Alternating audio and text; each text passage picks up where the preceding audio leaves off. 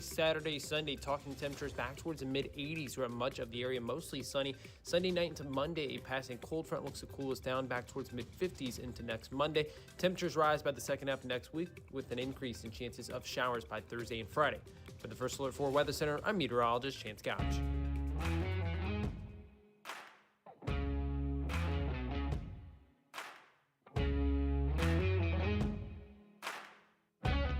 There's a lot to talk about today, St. Louis. Let's get the conversation started. This is Mike Ferguson in the morning on NewsTalkSTL. Towards the end of the program yesterday, I mentioned that the Markwayne Mullin confirmation hearings were just getting underway. Boy, those ended up being a little awkward and tense between him and Rand Paul. Yeah, we'll play a little bit of that back and forth for you just here in a little bit. All right, good morning. Happy Thursday to you. Mike Ferguson here. Also, a little bit later on today, 7 o'clock hour. Okay, the St. Louis County Council dealt with a resolution opposing a city council merger. That was proposed by Dennis Hancock. And the St. Louis County Council voted to put a tax increase on the ballot in August. That also was opposed by Dennis Hancock. You know where I'm going with this. Dennis Hancock's going to be on the program with us at 7:05. And in St. Charles County, of course, we had Judge Mike Carter the other day say he doesn't know whether Bill Eigel's heart is really in this campaign. Is he going to stay in the race for county executive? Well, Bill says, yeah, I am. We're going to talk to him at 7:35. Okay, on Wednesday's program, this was really interesting. We're all trying to get a handle on AI. We know that it's going to and has changed basically everything. But what about the workers who are displaced by those? Well, there's now a campaign to track, and they would argue bring transparency to job losses and changes in the business world because of AI. It's called the Campaign for a Secure AI, and it is led by Brandon Steinhausen, who was on the program yesterday. And here's how that discussion went. This was interesting. In some parts of the economy, there aren't as many jobs out there, and it's because of AI. And so obviously, if you're affected by that, then it's really a scary, tragic thing, and AIs have a negative impact on you. If you're an entrepreneur or you're a business owner, and especially a small business owner, and you've got the ability to use AI to provide that product or that service in a far more efficient way, you can compete better. So why would you not use the technology out there? Okay, so there's a new campaign that has been launched, and it's called the Alliance for Secure AI. And so they've recently launched a website and the campaign called jobloss.ai, and it is to track AI-related job losses. And the director or the CEO of this Alliance for Secure AI joins us right now. His name is Brendan Steinhauser. And Brendan, thanks for being on the program here. So let me start with the basics, because I've got a lot of questions just as far as the evolving economy and the way we should look at the displacement and the creative destruction and all that sort of stuff that goes on in all these economic terms. But what is it that is important about the tracking of the jobs? I mean, do we track job losses that are resulting from other technology, from like robotics or automation or anything like that? Or is this specifically for AI-related changes in job losses? Yeah, good morning. It's good to be with you. The focus for us is on AI-related job losses, although I think clearly, other technology-based job losses, certainly robotics is going to be part of that. So we will probably look at integrating some of those things as well, because I do think that in time, robotics in particular is going to hit blue-collar workers, manufacturing in this country, and obviously around the world eventually. But right now what we're seeing is more, AI job losses related to white-collar work. Hiring freezes are also happening, I should add, as well. But this is what we're kind of focused on for now. Okay, so what kind of numbers are we talking about that we know of right now when it comes to AI directly being the replacement for jobs, so people losing their jobs directly from AI? Yeah, the team has put together this tool, jobloss.ai, and we've seen just under 70,000 jobs in the U.S. lost due to AI, and this is based on the best data and information we can gather from the companies themselves and what they're saying. There's also a little bit of discernment to figure out, okay, is this truly due to AI? some have argued that maybe some of these companies are just saying that. I'm not sure that really helps them from a PR standpoint.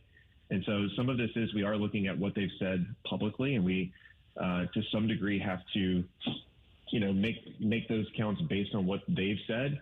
But I do think also people need to look at the impact on freezes, on potential other causes of job losses related to AI. But this is the best we can do for now, is to sort of track based on what the companies are saying. Okay, so what is it you want to be done with the information? You track 70 or 90,000, or I'm sure the number is going to go up, of job losses being replaced by AI. What is it you want people to do with it, be it government or somebody else? What's the value of the information? I think it's to show the fact that this is happening and to show how fast it's happening. We expect this to continue this year.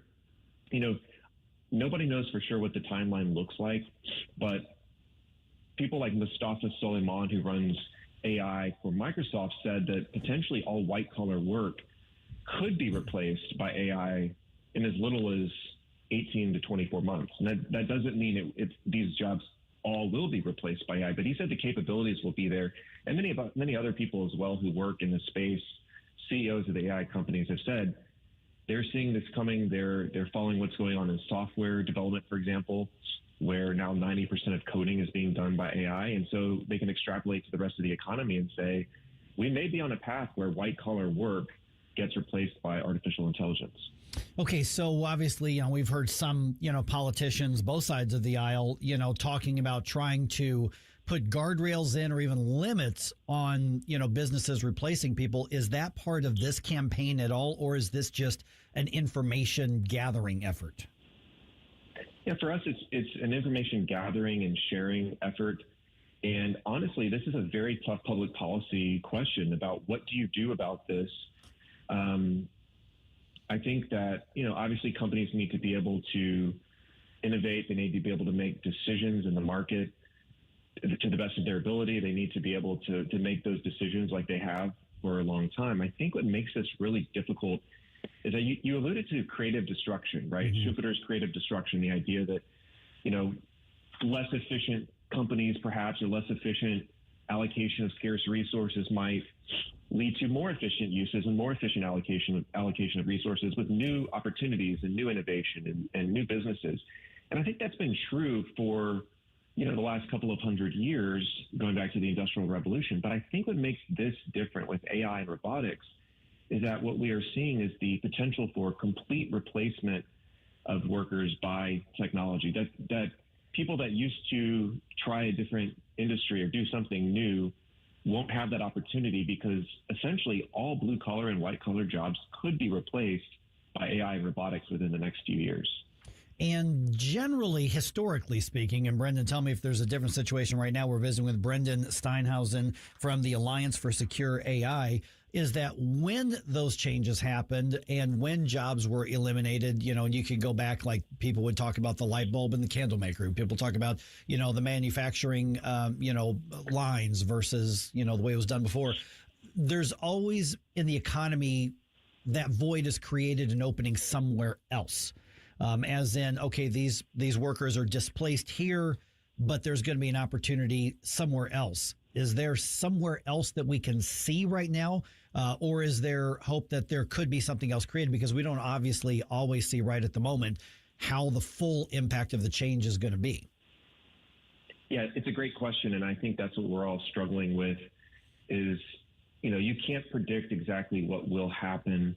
You can't predict necessarily the new opportunities. But I think the trend lines that we see are that this is happening very fast, that we are on the path to either total replacement of human beings by machines, or perhaps it's 80% or 70% of the population. So there might be some people that have jobs or even have new jobs that are created in terms of managing AI. That's a real possibility, but I still think that almost no one in this space believes that the number of people who will have jobs or be able to direct AI and robots to do this work, almost no one believes that it'll be a percentage greater than 50%. And so you could look at either a 50% unemployment rate, or you could see something where people are pushing for universal basic income or so-called universal high income, where people are paid not to work. They can work if they want, but they're given money from the companies or from the government. And I think I've literally met no one who supports that idea. Maybe there are some folks out there that want that, but I think the value of work, one of the values is it gives people dignity and purpose. And I think that is at risk in a way that it's never been at risk in human history. Producer Jerome chiming in. Thank you again for joining us, Brendan Steinhauser. Elon Musk a few months ago actually pitched that very idea of, with how advanced AI is going, how much it can influence automation, that perhaps it's time to start considering a universal basic income. And of course, when people are being laid off because their fields are being automated by AI, that's less people contributing to the taxes to some of the programs that the government promises people. So how concerned should we be about the auxiliary ripple effects that AI is potentially going to have on just overall economy, as well as when it comes to some of these social programs that people are very adamantly fighting to keep? Yeah, I think that's a real concern. And, there's the dual problem of, if you're paying people not to work, where does the money come from? Not only the threat to their purpose and dignity, but where does the money come from? Is it from a tax directly on the companies? Is it the federal government taxes the companies and then redistributes that money, taking a cut in the process? For many of us, it's, these policies are not things that we would normally support. And I don't think anyone on my team or anyone that I've talked to supports sort of this idea of a universal basic income for that reason. But also, you look at what could happen in terms of concentration of wealth in Silicon Valley, and having big tech essentially have the first trillionaires in human history. You could see the disparity between big tech and the rest of the American people grow at an alarming rate. And then it kind of creates almost a new feudalism, a new feudal system, where the tech bros are the oligarchs or the landowners, however you want to think about it. And so I think that's kind of like a path that we might be on. And then the other thing to consider, to your question about this, is, so much of the economy is consumer spending, right? It's something like 65 or 67% of the economy, give or take. And so what happens to that when, essentially half the country or more, they don't have jobs, they're not, maybe they're spending money from their UBI. It's unclear how that's all going to work, but it just really upends the entire economic system in this country. Brendan, I just have a couple minutes left here. I'm a free market guy myself. I mean, that's just where I've always looked at it. And so I'm trying to look at this not only from a historical perspective, but just from that numbers perspective as well. Why shouldn't we look at, even though this is revolutionary and it's happening so fast, which is different than other revolutions, even the Industrial Revolution, but why shouldn't we look at this as just another shock and evolution of the economy and the free market? If there's a demand for the workers demand, money, they demand jobs, they work, somebody's going to meet the need. That's historically what's happened when we've allowed the free market to work and the invisible hand to work. Why would this be any different? Is it just a matter of what's changing? Is that different? Or is it a matter of the pace of the change and we're just not keeping up? I think it's a couple of things. I think, number one, this technology is unique and different in that it can and will likely replace all human labor.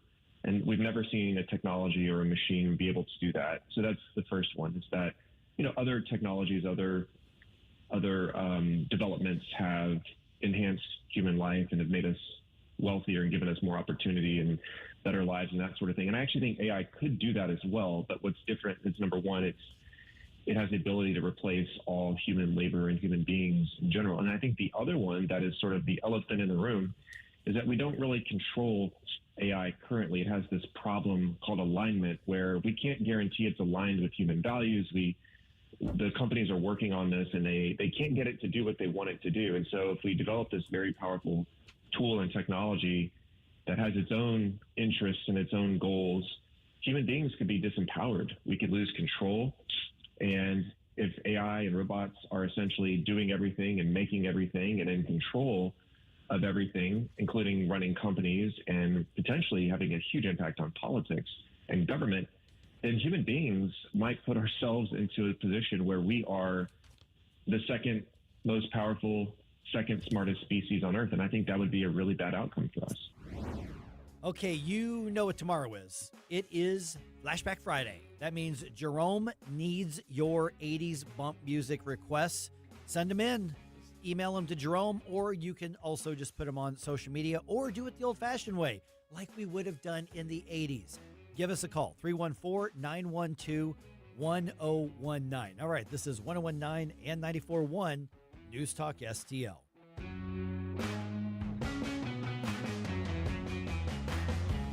If you find yourself feeling out of place in the world, it's comforting to know conservative values haven't been abandoned everywhere. The far left wants to destroy conservative values in America. This is News Talk STL. Welcome home. It's not pleasant to hear it, but Missouri is falling behind in its spending of state tax dollars, education, and health care. But there are ways to get Missouri moving forward again and produce a better life for all of us. That's why we at the Show Me Institute put together a 2026 Missouri Blueprint, a roadmap on how the state can move to a brighter future. The blueprint covers policy ideas from taxes to government transparency, from education to healthcare and budget reform. Let's allow students to attend the school of their choice. Let's adopt new proven methods to help the many school kids who can barely read. Let's limit state spending growth for Missouri's long-term financial stability. And let's invest in future needs with more nuclear energy. Why not common sense reforms to make things better for all Missourians? Check out our 2026 Missouri Blueprint, moving Missouri forward at showmeinstitute.org. The Show Me Minute has been brought to you by Show Me Institute and Show Me Opportunity.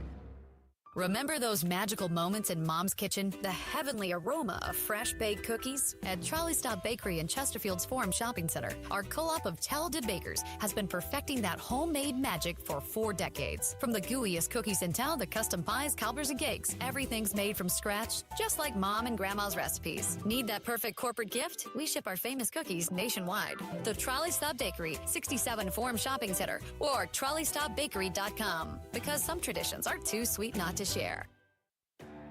Hey there, News Talk STL family. It is Chris Cooper, your financial friend over here at Serenity Wealth Management. Make sure you tune in this Sunday and every Sunday, but this Sunday we are going to go with an island-inspired theme. Special guest Chef Kanoa is coming in. We're going to talk about Kanoa's Hawaiian Grill. So tune in this Sunday right here, News Talk STL, or check us out on Serenity Wealth Now's social media outlets. Serenity Wealth Now with Chris Cooper, Sunday mornings at 9 on News Talk STL. Investment advice offered through Fortis Capital Advisors, LLC. People ask all the time, who the heck is Low Cost Airlines? Well, we're not just one airline. When you're talking to us, you're talking to everyone. We are the discount supermarket for all airline tickets. Plus, we have all the airlines and always have the best prices. American, Delta, United, plus all the specialized international airlines and a lot more. And we make it easy. We guarantee you'll talk to a live human in 60 seconds.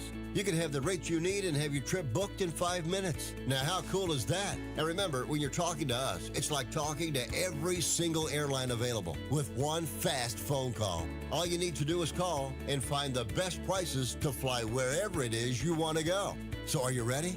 Call Low Cost Airlines right now. 800-515-2397. 800-515-2397. 800-515-2397. That's 800-515-2397.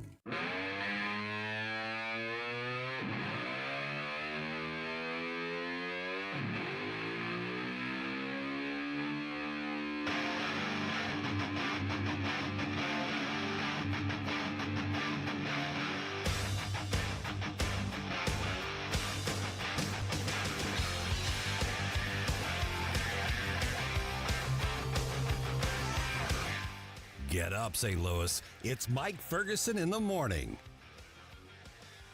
They can have their curfew, now let them enforce it. They can have their curfew and enforce it too? Yeah, maybe, as we paraphrase a couple of other things. So I've got more details in the news dump here, but the city officials now are saying, all right, we're going to make some changes on the curfew with these miscreant kids running around here. So basically what's going to happen is this weekend only, they're doing basically a test run. They're moving up the curfew to 10 p.m., so between 10 p.m. and 5 a.m. this weekend. And then after that, they'll decide what they do with it. but they're going to say, all right, we got a curfew, and then they're doing a bunch of other stuff. For instance, they're going to embed behavioral health like people with police in some things, and they're going to crack down on alcohol enforcement. They're going to do what they're calling traffic calming measures in areas that are high risk, which actually that probably could be pretty proactive. That could actually make a difference. So basically the places where people are likely to do the sliding and doing the donuts and the burnouts and all that kind of crap, basically have a presence and, have, whether it's barriers or whatever up. So they're being proactive on the traffic side. But whether or not the curfew makes a difference comes down to whether or not they're going to enforce it. And so who's all ready to go downtown now? Nobody. No one wants to hang out overnight downtown St. Louis? No. Yeah, it's no. All right, but they're doing so. We'll see how it goes. Of course, the bottom line is, as the police have said and others have said, parents, be parents. That I'm telling you, we would not be having any of these problems. Kids do stupid stuff, even with the best of parents. Don't get me wrong. On this massive scale right here, they're still responsible for what they've done, but the idiot parents or non-parents are the ones who created, these miscreants. And hopefully the police department sent out notices to neighboring communities, because if they can't do their recklessness there, that doesn't mean that they're not going to try to find somewhere else to be hooligans. Right, yeah. So they're going to be at least a little more proactive on that. So more details in the news dump on that coming your way here. This is interesting. Another leftist icon is getting canceled. Oh. Yeah, post-mortem. So in Northern California, which there's a reason I'm going there for this story, left-wing labor communities are reeling right now because there are now revelations that Cesar Chavez was a rapist and a child abuser.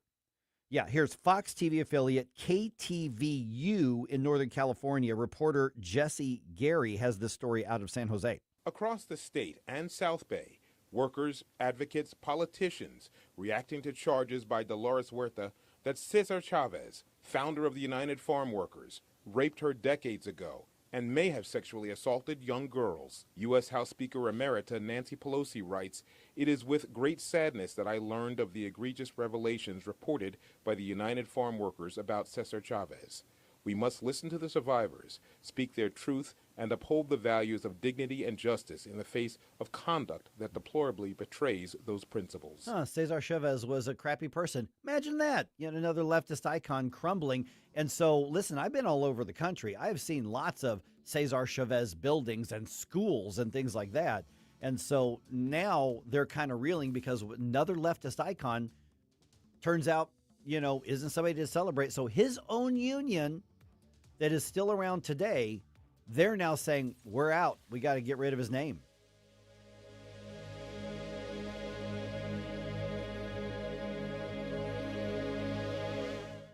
Hey, Tony Colombo here, inviting you out for a great night of fun and rock and roll with the Queen Tribute Somebody to Love, Friday, March 20th at the Mill in Granite City. My band, Tony Colombo and the North County Sound Machine, featuring Katie Fitzpatrick, opens the show, followed by the ultimate Queen experience from Somebody to Love. That's Friday, March 20th at the Mill, Granite City's premier concert and event venue, brought to you by Weber Chevrolet. Support local music and join us for a great party. Tickets and info now at themill.events. I'm asking you who's on first. That's the man's name. That's whose name? Yes. I'm trying just to get to second base. Baseball, baseball. In 1998, my opening day special was added to the archives of the Baseball Hall of Fame in Cooperstown. I'm not here to talk about the past. Sunday morning, you'll hear the 2026 updated version of that show. Pujols has given St. Louis the lead. We'll have great baseball insight. It's going to be a tough test. Anytime you're on the road, you're not at home. JC's opening day special, Sunday morning, 7 to 9. 1 in 4 women will have an abortion before the age of 45 in this country. That's the tragedy we must work to stop. Mike Ferguson from The Morning Show here, and that is why Reach Reproductive Health is here, to empower parents to save the lives of innocent children and to see these families come to Christ. And you can be a part of saving and changing lives. So pray and visit outreachforlife.org to learn more, volunteer, and donate. That's outreachforlife.org. Now, the Free Market Minute, brought to you by the Hammond Institute for Free Enterprise at Lindenwood University. Hey, it's Mike Ferguson from The Morning Show, and I'm here with Dr. Grant Black. And Grant, does having more economic freedom make a difference in people's lives, such as maybe helping reduce poverty? It definitely makes a difference. Economic freedom is critical for fostering well-being and prosperity. It enables people to make their own choices and pursue their own interest, like choosing careers, starting businesses, and innovating to make the world better. It thrives in environments that empower people, promote competition, and protect property rights, all while being supported by limited and healthy government. Economic freedom is a catalyst for generating higher incomes, greater wealth, more opportunities, better access to education, and improved health at all levels of society. It makes a difference. The John W. Hammond Institute for Free Enterprise at Lindenwood University fosters and examines market-oriented approaches to economic and social issues. To learn more, visit hammondinstitute.org.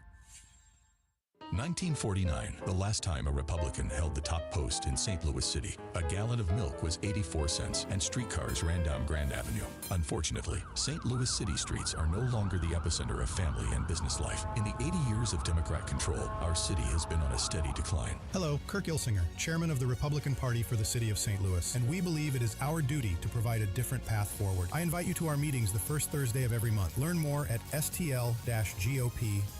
Paid for by St. Louis City Republican PAC. Curtis Farber, Treasurer. KLGY HD3 Clayton, K270BW Bellefonte, KNBS Bowling Green. This is News Talk STL at 1019, 94.1, and always streaming at NewsTalkSTL.com. Promising.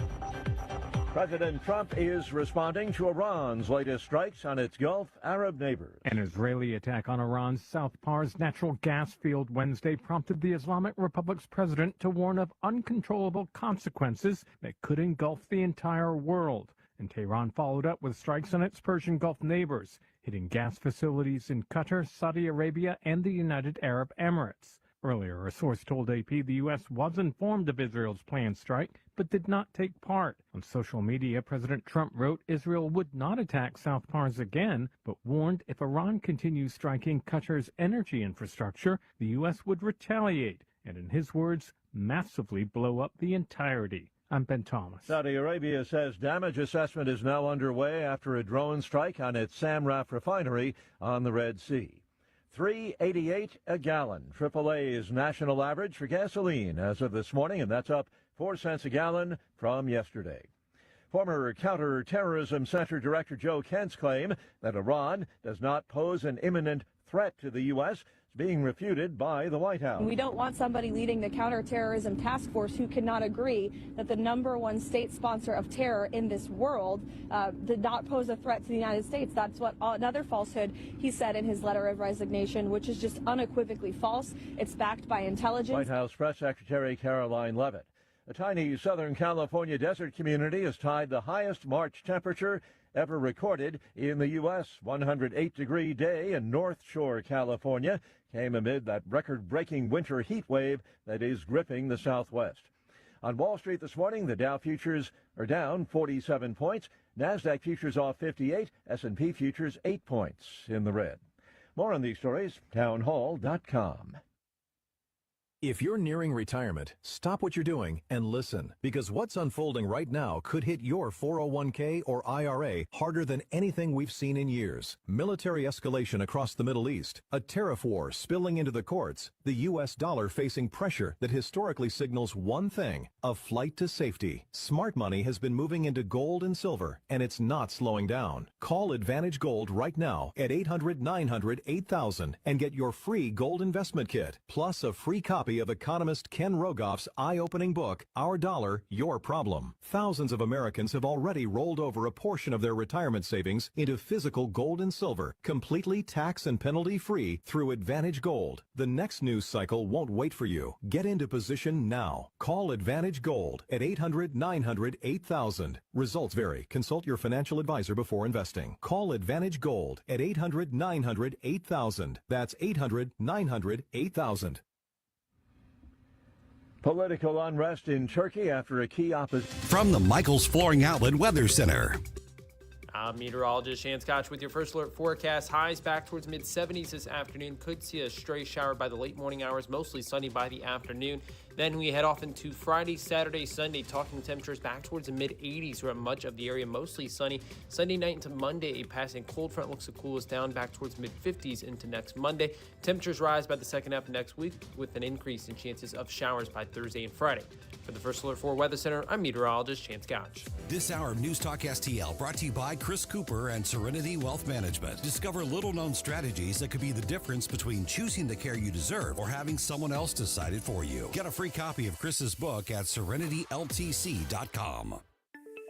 The Herzog Tomorrow Foundation provides private school tuition scholarships through Missouri's new Most Scholars program to cover the cost of accessible, high-quality schooling.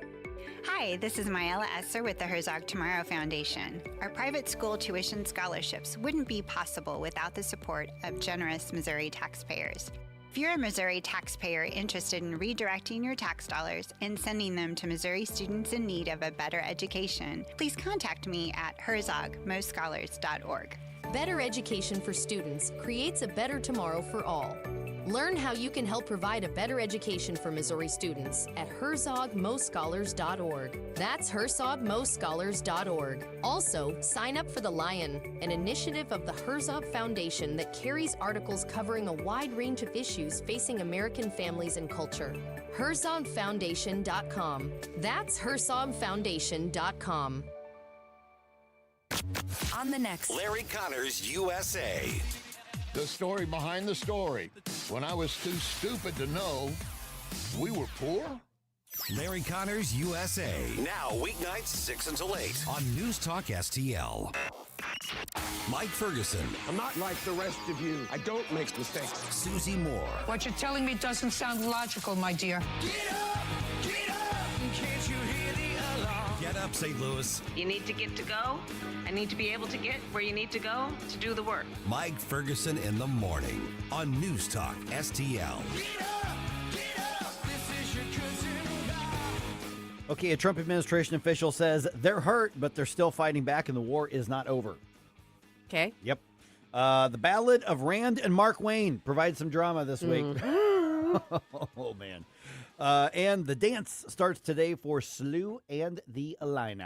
All right. Yep. 6:05 right now. By the way, I was telling Jerome, you know, Robbie Avila, the star player for the Slew Billikens. Yeah. He's the real tall kid with the, you know, the nerdy glasses and whatnot. There's a nickname for him now in the basketball world, in the media world. He's now known as Kareem Abdul-Jabbar. I did not come up with that. Wow. I got that off of watching some of the sports shows. So anyway, there you go. If you're a tall white kid who was really good at basketball, that's what end up happens to you. So, all right.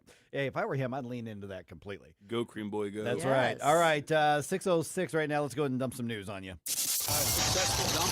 Wake up, America. It all worked out. You know, I mean, they got all the news. The morning news dump. Okay, the nation's top intelligence official says Iran's government appears to still be intact after nearly 3 weeks of war. For Congress, Director of National Intelligence Tulsi Gabbard said the U.S.-Israeli military campaign has taken a toll on the Iranian regime. The IC assesses the regime in Iran appears to be intact but largely degraded. But she also told members of the Senate Intelligence Committee Iran and its proxies continue to attack U.S. and allied interests in the Middle East. Gabbard said if a hostile regime survives, Iran will seek to begin a years-long effort to rebuild its missiles and drone forces. Greg Clugston, Washington. We're in day 20 now, I think it is, of Operation Epic Fury. Yes, it started on the 28th. Yeah. All right. Okay, drama at the U.S. Senate yesterday. There was indeed. We're going to go into more depth. I've got maybe the longer kind of exchange here in a couple minutes. Senate Committee on Homeland Security and Governmental Affairs holding the confirmation hearing for Mark Wayne Mullen. He is, of course, as you know, nominated to be the next DHS secretary. Committee Chairman Rand Paul opening his remarks by calling for an end to political violence, citing that instance where he was attacked by a neighbor following a dispute in 2017. And that, I mean, Rand Paul got hurt pretty bad on that. He was in the hospital, like broken ribs. I don't think people realize the extent of it. Punctured lung. Yeah, it was bad. Senator Paul adding he does not believe that Mark Wayne Mullen is qualified for the role, noting that Mullen's comments about him, meaning Rand Paul, following a vote on a spending package. Instead of explaining your vote, to continue these welfare programs for refugees. You decided to transfer the blame. You told the media that I was a freaking snake and that you completely understood why I had been assaulted. Okay, once again, I've got more of this, so broader context here in just a couple of minutes. Here is Senator Markwayne Mullin responding to parts of what Rand Paul had said. The truth is, I have a job to do, and I don't like to fail at anything at all. So I can set it aside if you're willing to set it aside. Let me earn your respect. Let me earn the job. I won't fail you. Now, it wasn't always that cordial. No, it was Put it not. that way. So 620, let's go into a little more depth on that as well, because that got pretty intense. I mean, these are two guys who clearly don't like each other. Very much so. Yeah. All right. So, and you got some thoughts on it still ahead here. 314-912-1019. All right. Let's see here what else is going on. Okay. Attorney General Pam Bondi, Deputy Attorney General Todd Blanche testifying before the House Oversight Committee Wednesday, and that's part of the investigation into the DOJ's handling of the Epstein case. Now, just before the hearing, Democratic Congressman Robert Garcia basically pointing out what they were pressing her on and probably still will be after this. We're going to once again ask why what we believe is over 50% of the files have yet to be released to the Congress and to the public. Okay, so Pam Bondi did have an answer to that. Todd Blanche responding to a reporter's questions as well. Of course, we don't ever want to do anything to re-victimize anybody that was victimized by the horrible crimes of Mr. Epstein, and we didn't. And we didn't, to the extent that mistakes were made, and there were mistakes made. And he was talking about the release of some of the victims' names that had been unintentionally left unredacted. Pam Bondi telling reporters that the pressure to release the files was overwhelming, given 30-ish days to go over 3 million documents, is what they said. Yeah, I mean, that's kind of logistics. Yeah, and so there will be more. Yeah. There'll be more. And then this is the one where a bunch of Democrats, walked out of it. Yeah. Yeah, I think we're seeing a lot of political theater. What, in Washington? I know. No. I know. No. Yeah, Harmeet was sitting right behind Pam, and she was like, she was answering their questions. Then, this was like, they're not going to like what she has to say. No one's going to come. I mean, I don't know what it's going to actually accomplish, but the bottom line is they're stormed out saying she wasn't answering their questions, and Harmeet's like, sitting right there, she was. Yeah. So, and then there were some accusations that the Democrats walked out because there weren't cameras in there as well. Where are they? We need to go find them. Right. I don't know. No, listen, I'm not a Pam Bondi fan. No, so I'm not either. But what I care about is what's the truth, Same. Yeah. And I'm with you on that. I am a Harmeet fan. I will acknowledge that. Sure. Maybe she's not being accurate with her description either, but let me put it this way. I tend to believe her. The Harmeet Dillon. Yes. Yeah. Yeah. I just think Bondi has fumbled a lot of this, and it has done a disservice to the office and to the president she serves. Yeah, I would agree with that. Yeah, totally. All right, here closer to home, St. Louis City officials announced a new curfew in effect, at least for this weekend. Okay, anybody under 18 cannot be out on their own between 10 p.m. and 5 a.m. this Friday through Sunday. So basically, it's moving everything up an hour to 2 hours, depending on the day. That's being called a proactive public safety measure after last weekend's 314-day violence around the city. Well, I said they should be proactive. Yeah. So at least they're making some efforts. I have some skepticism as to how that plays out. Right. Yeah, and they're doing some other stuff as well. Like, for instance, they're identifying areas that they say are going to be at high risk for more nonsense, and they're going to do what they're calling traffic calming measures, which could be a variety of things, but that's proactive. It is. It has that kind of fuzzy-wuzzy sound to it that I'm not a big fan of, but I actually think there probably is some benefit to it. Right, because there actually was some success, especially downtown, not on Olive, but what's the one right there by the Stiefel Theater? Is that Tucker right there? Not all. Well, yeah, Tucker and Market. Yeah, Market. Yeah, and because they put in those concrete barriers because there was all kinds of drag racing. Well, it stopped the drag racing there. Concrete will do that. Yeah, now I don't know if they're going to do concrete or just the wooden horses or whatever. But that's a smart move. And also one of the things they're doing, and I'm not convinced this will make a big deal, but they're embedding behavioral health experts with law enforcement to go to certain things. I mean, was that a component of the I don't craziness last week not that there was people in crisis needing behavioral health? Not that I read. Yeah, I don't know. I think they're just adding another line, but to some degree, they're overwhelmed on this, so they're saying we're doing something. So good luck enforcing it. Basically is where we're at this case.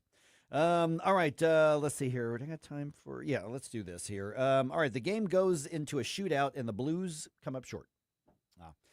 Final score in Calgary last night was 2-1 after the shootout.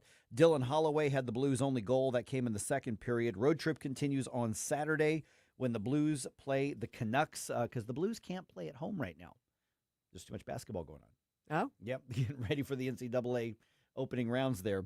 Speaking of college basketball, the Illini's first-round tournament game is set to start around 8:25 tonight in Greenville, South Carolina, give or take a few minutes, depending on the game before it. They play Pennsylvania. Okay. Yep. Illinois is the third seed in the South Regional. The Quakers are seeded 14th. Billikens start their March Madness dance tonight, playing the Georgia Bulldogs in Buffalo, New York. That game is scheduled to tip off at 8:45. SLU is the 9th seed in the Midwest Regionals. Georgia is seeded number 8. Mizzou plays tomorrow night. That's going to be at the Enterprise Center in St. Louis. The Bulldogs are a very slight favorite on the betting odds. I think that the Billikens have had a really, really good season, but there's a chance it ends tonight. We'll see. We'll see what happens. Cardinals get a 4-1 win over the Astros in spring training on Wednesday. Ty Pete, whoever that is, and Ramon Mendoza both hit home runs in the 8th inning. They're winners is who they are. They're winners. That's right. They are for the day. Cardinals host the Nationals today at 12:05. No TV for this one. It's funny, on the app that I get all the updates on the baseball stuff for the news.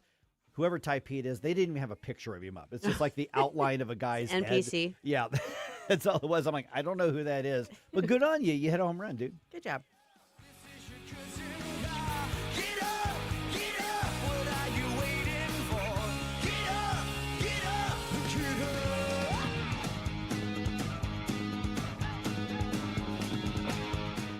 All right, hunters, I'm talking to you right now. You know who you are. You know what's happening 1 month from today. Now, if you're a hunter, you're like, well, yeah, it's turkey season opening up. April 20th, man. Okay, so get ready now. You got to talk to my friends at Whistle Pig Outdoors in Troy. Mike Ferguson here for Whistle Pig Outdoors. Listen, you need to make sure that you got the up-to-the-date turkey hunting clothing. They've got Old Tom. They've got Banded. They've got First Light. They've also got turkey calls, man. Rolling Thunder, Gooserbat, game calls. Gooserbat are my favorite just because it's fun to say Gooserbat. But they've got all the top calls out there, including your decoys as well, and top of the line ammunition as well. So Whistle Pig Outdoors also, here's what's happening right now. They're calling these whistling deals, man. This is a new thing that they are doing. Right now you can get 2 Browning ground blinds available. That's normally $400. Okay? Whistling deal, $199.99. Yeah, half price. Also, you get Alps Outdoors Triad blind chairs. You want to go along with those blinds. Regular price, $120. Get them for $59.99 right now as part of the Whistling Deals. WhistlepigOutdoors.com. But here's the thing. Yes, they've got top-of-the-line stuff, and they only deal with high quality because Jason and his son Cole, who own Whistle Pig here in Troy, they live the lifestyle too. They're hunters. They're outdoorsmen. They don't want junk. This is their lifestyle like it is yours. That's why you need to check them out. And, man, it's a fun store. Matter of fact, Susie and I are going to be there later this month doing the show from Whistle Pig Outdoors in Troy. We'll tell you more about that coming up at WhistlepigOutdoors.com. But seriously, right there on Main Street in Troy, such a fun store. I love going up there. Check them out. Tell them Michael's bragging about them on the radio, and get set up for turkey season or camping season when it's coming up as well. WhistlepigOutdoors.com. Ever feel like just a number in a waiting room? Hi, I'm Shannon Tribune, Director of Operations with Body of Health Direct Primary Care. Navigating the medical system can be a maze of stress. I'm your personal guide at Body of Health. I handle the messy parts of medical care, the logistics and complex coordination, both in and outside our walls, so you and Dr. Tobler, that's my dad, can focus on what matters most, your health. At Body of Health, you're not just a patient, you're part of the family, because that's healthcare the way it ought to be. To learn more, schedule a discovery call at bodyofhealth.com. If you turned 65 recently like me, it's important you find a Medicare Advantage plan that gives you the coverage you're looking for. But finding one can be difficult. The best thing I did, and I suggest you do the same, is call a licensed insurance agent and let them walk you through your Medicare Advantage plan options. There are so many benefits you have access to. So make the call now and let the representatives explain everything to you. Our licensed insurance agents can offer you a variety of Medicare Advantage plans. Plus, the call is free, the information is free, and there's no obligation to enroll. We're here to make it easy for you to select a Medicare Advantage plan that may work for your needs.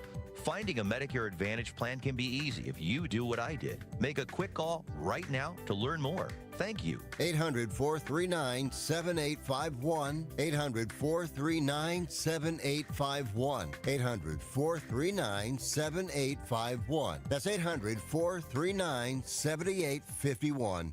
This hour of Mike Ferguson in the Morning is brought to you by Stifel. Request a portfolio review from your Stifel financial advisor at stifel.com. That's STIFEL.com.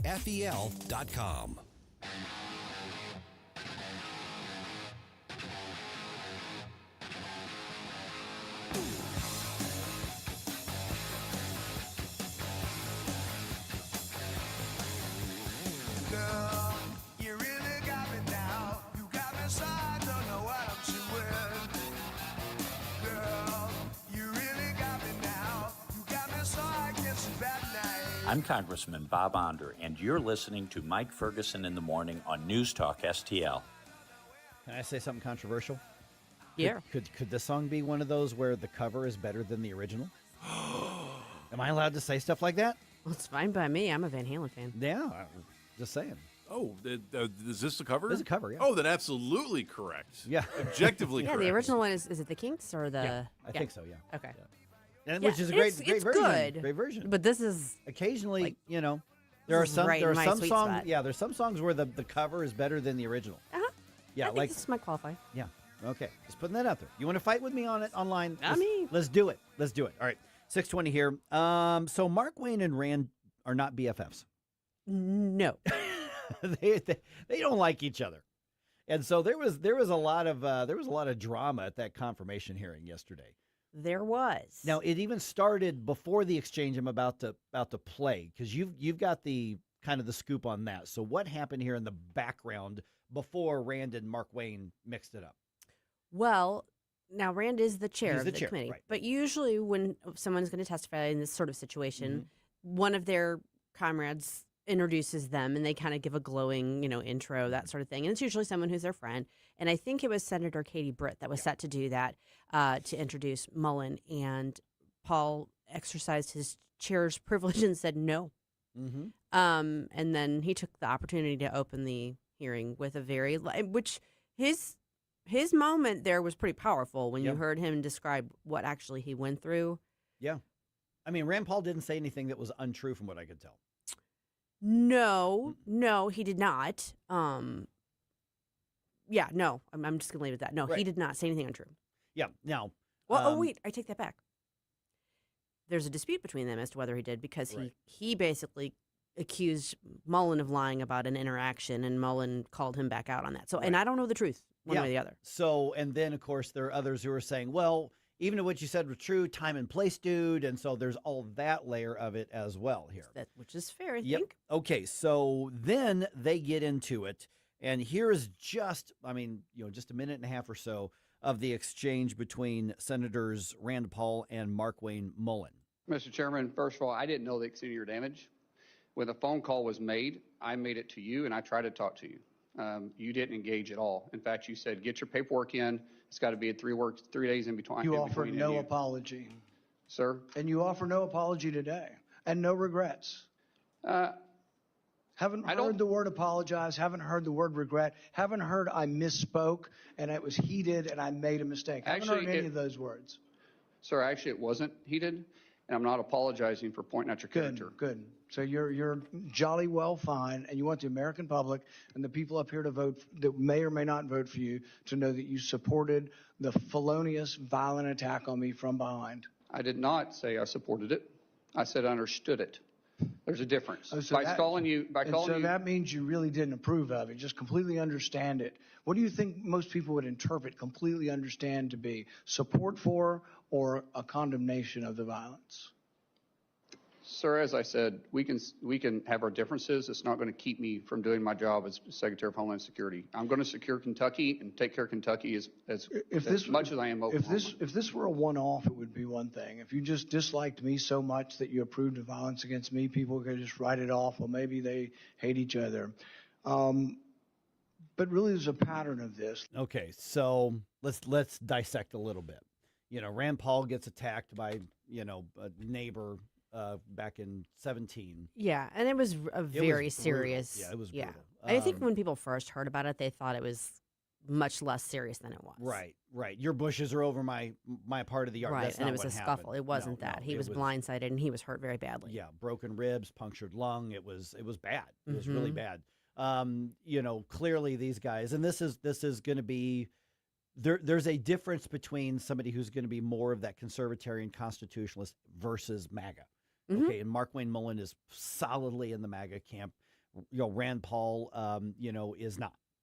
No. Now their votes, probably, I bet you, just pulling numbers out of the air, I would be surprised if their votes are the same 85, 90% of the time. No, I wouldn't either. Yeah. So this is partially a personality dispute. This is also, partially over, who's going to be loyal to the administration, who's going to be loyal to the leadership to some degree. Yeah, I think this is almost 100% a personality A lot dispute. of personality thing here. And Markwayne Mullin did say some stupid stuff like, well, I get it. Basically, I understand it. No, you don't. If you're just like, basically it's like, he had it coming, is essentially how it came across. Right. And of course, a lot of, there's in that dispute because, Rand Paul doesn't really care if you're an R or a D. He's got his principles and he's got his thing and he'll disagree or he'll agree based on, and he'll articulate why. And it doesn't really doesn't have anything to do with anything that has to do with loyalty to anybody else. That's just, this is what he says. This is his principle. And if you cross it, then you got yourself a debate with Rand Paul. Markwayne, he said, hey, we used to have duels. We used to have caning. So he's a former MMA fighter. And I'll be a little bit hypocritical because he was like, let's fight to the union thug boss. I'm like, ooh, I'd love to see that. Right. I'd love to see Sean O'Brien get his butt kicked. So a couple things about that. Yeah. I pointed this out to you yesterday. Yeah. Sean O'Brien was sitting in the hearing room right behind Markwayne Mullin. They have since kissed and made up after their little set to. Which would be in Sean O'Brien's best interest because he would last 4 seconds with Markwayne Mullin. Well, true. No, I think we're in Washington. Everybody's acting in their self-interest. I think you can say, hey, Markwayne, you shouldn't have said that. That was not a cool thing to say. That doesn't have anything to do with whether or not he's qualified for this role. And I respect Rand Paul. I like him, actually. And I find myself more often than not agreeing with him. Not always, though. And there are times when I very much do not agree with him. I feel like in this instance, even though I feel like he could have maybe made the point without making it so personal and about him. And it is very personal to him. I realize that. Yeah. But that's not what this is. This is a hearing to confirm the president's nominee as a cabinet secretary. Either you think the guy's qualified or you don't. And to turn it into, this is what happened to me. You haven't apologized to me. Me. I don't think that washes. And I don't think it did Rand Paul any favors. Yeah, and after the hearing, he was telling reporters, I don't think he's qualified because, basically he's out of control and he's willing to endorse political violence. And that was the argument that he was making. And Markwayne Mullin hasn't endorsed political violence. Should Markwayne Mullin have handled it differently? Yeah, without a doubt. Yeah. You mean in what he said? Yeah. I mean, I think he handled himself fine in the hearing. Yeah. I mean, and of course his answer with I don't apologize for exposing your character or something like that. That was after getting lectured for 5 straight minutes. Right. So my response is he shouldn't have said what he said originally. Yeah. But I thought he handled that part of it just fine. Yeah. So that was basically, it was amping it up a little bit, That's, the reality is Markwayne Mullin's going to get confirmed. Well, so here's the key to that, okay? In order to get to the floor to get the final vote from the Senate, he has to get passed out of committee. And that means normally would require every Republican on the committee because it's a 12-11 thing. So Rand Paul could withhold his vote and screw this all up. Now, I could see that happening. Yes. Yeah. I don't think he's going to do that, and I don't think it's going to matter. Well, let me put it this way. I don't think it's going to matter because I think there's at least one Democrat on the committee that's going to vote for him. Yeah. John Fetterman. So I think Rand Paul may make his protest vote, but he still may be passed out of committee. And then once that happens, then it's he's a done gonna deal. be. Yeah. So Congressman Jason Smith, here, in the Missouri area here, he was asked about this on the Will Cain show on Fox. I sat there during Chairman Rand Paul's questions or comments and was really taken back. And I thought that was inappropriate and not a good time to do it. In fact, it looked like that Senator Rand Paul has been harder on Republicans than any Democrats that I've ever seen come up for confirmation. Sometimes that's true. There's some truth to it. I think Jason and Mark Wayne are pretty good friends. Yeah. So it didn't surprise me to see him there, and doesn't surprise me to see him sticking up for him. But yeah, in the long run, I don't blame Rand for bringing this up. I do blame him for making it the focus of everything that was said, and that turned me off to it. It was like, okay, you've got your personal acts, we get it. That has nothing to do with whether this guy can do the job, and that's what really matters. Yeah, relationships are currency in Washington D.C. And also principles can be an anchor on your politics and your influence in D.C. as well. Yeah, I mean, you got to try and stick by him as much as possible. Yeah. I just, I felt like here Rand went beyond principles into this is personal to me, and I'm still butthurt over it. Yeah, understandably, but hurt over it. Yeah, exactly. All right. Yep. So that was fascinating. Got some thoughts? Let me know. Social media. Send us a comment. Curious what you think about it. Would be fascinating if somehow that held the whole nomination up. It would be interesting. I don't think that's going to happen. I think Mark Wayne Mullen's he's getting confirmed pretty broadly in the full Senate, would be my guess. Well, it's Thursday, not quite bump day. It's actually over the bump day, but we are still calling for your Flashback Fridays bump music requests. It has to be from the 80s, or it has to be very highly charted in the 80s. You're not going to get those 70s requests past me. I promise That's you right. That. So send me your 80s bump music themed requests to Jerome at NewsTalkSTL.com.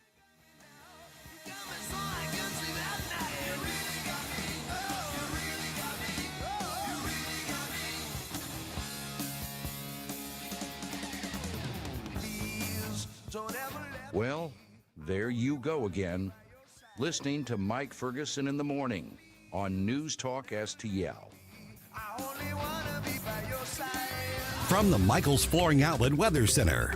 I'm meteorologist Shan Scotch with your first alert forecast. Highs back towards mid-70s this afternoon. Could see a stray shower by the late morning hours, mostly sunny by the afternoon. Then we head off into Friday, Saturday, Sunday, talking temperatures back towards the mid-80s throughout much of the area, mostly sunny. Sunday night into Monday, a passing cold front looks to cool us down back towards mid-50s into next Monday. Temperatures rise by the second half of next week with an increase in chances of showers by Thursday and Friday. For the First Alert 4 Weather Center, I'm meteorologist Chance Gouch. License number GL250000615. We've seen all kinds of clogs, so remember the rule. Only flush 3 things. Number 1, number 2, and toilet paper. What about my dinosaurs? No. My monster truck? Nope. What about... If it's not the big 3, don't flush it. But if someone does flush a dinosaur... Call Grasser. We clear the clog and get things moving again. Green is always Grasser at GrasserHomeServices.com. I'm Dr. TJ, owner of the Institute of Natural Health, co-owner of Optimal Nutraceuticals, and the host of Wellness One. Wellness One is designed to cut through the nonsense and provide you common-sense science-based information regarding health and wellness. On the show, we discuss topics like thyroid health, gut health, hormone optimization, and many others. Our show airs Saturdays at 10 a.m. and 2 p.m. and Sundays at 11 a.m. and 3 p.m. right here on Newstalk STL. And you can visit us at INHSTL.com. That's INHSTL.com. When I have business clients or guests from out of town, I often take them to Cafe Napoli. I know they're going to enjoy any of the Napoli locations. Cafe Napoli in Clayton, Napoli 2 in Town and Country, Napoli 3 in St. Charles, next to Napoli C, Napoli Kirkwood, or Napoli Brothers Pizza and Pasta in the Chesterfield Valley. Excellent food and intellectual conversation, if they bring the intellectual conversation. And NapoliSTL.com, NapoliSTL.com.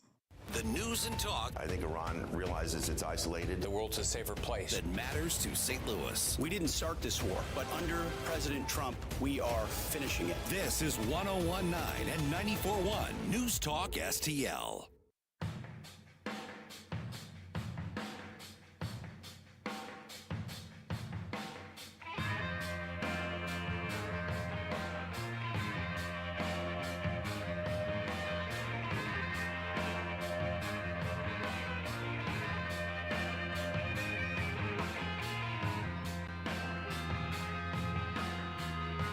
Good morning, Missouri. It's your boy Joe Pags. I'll talk to you tonight at 10. But right now, let's get back to Mike Ferguson in the morning.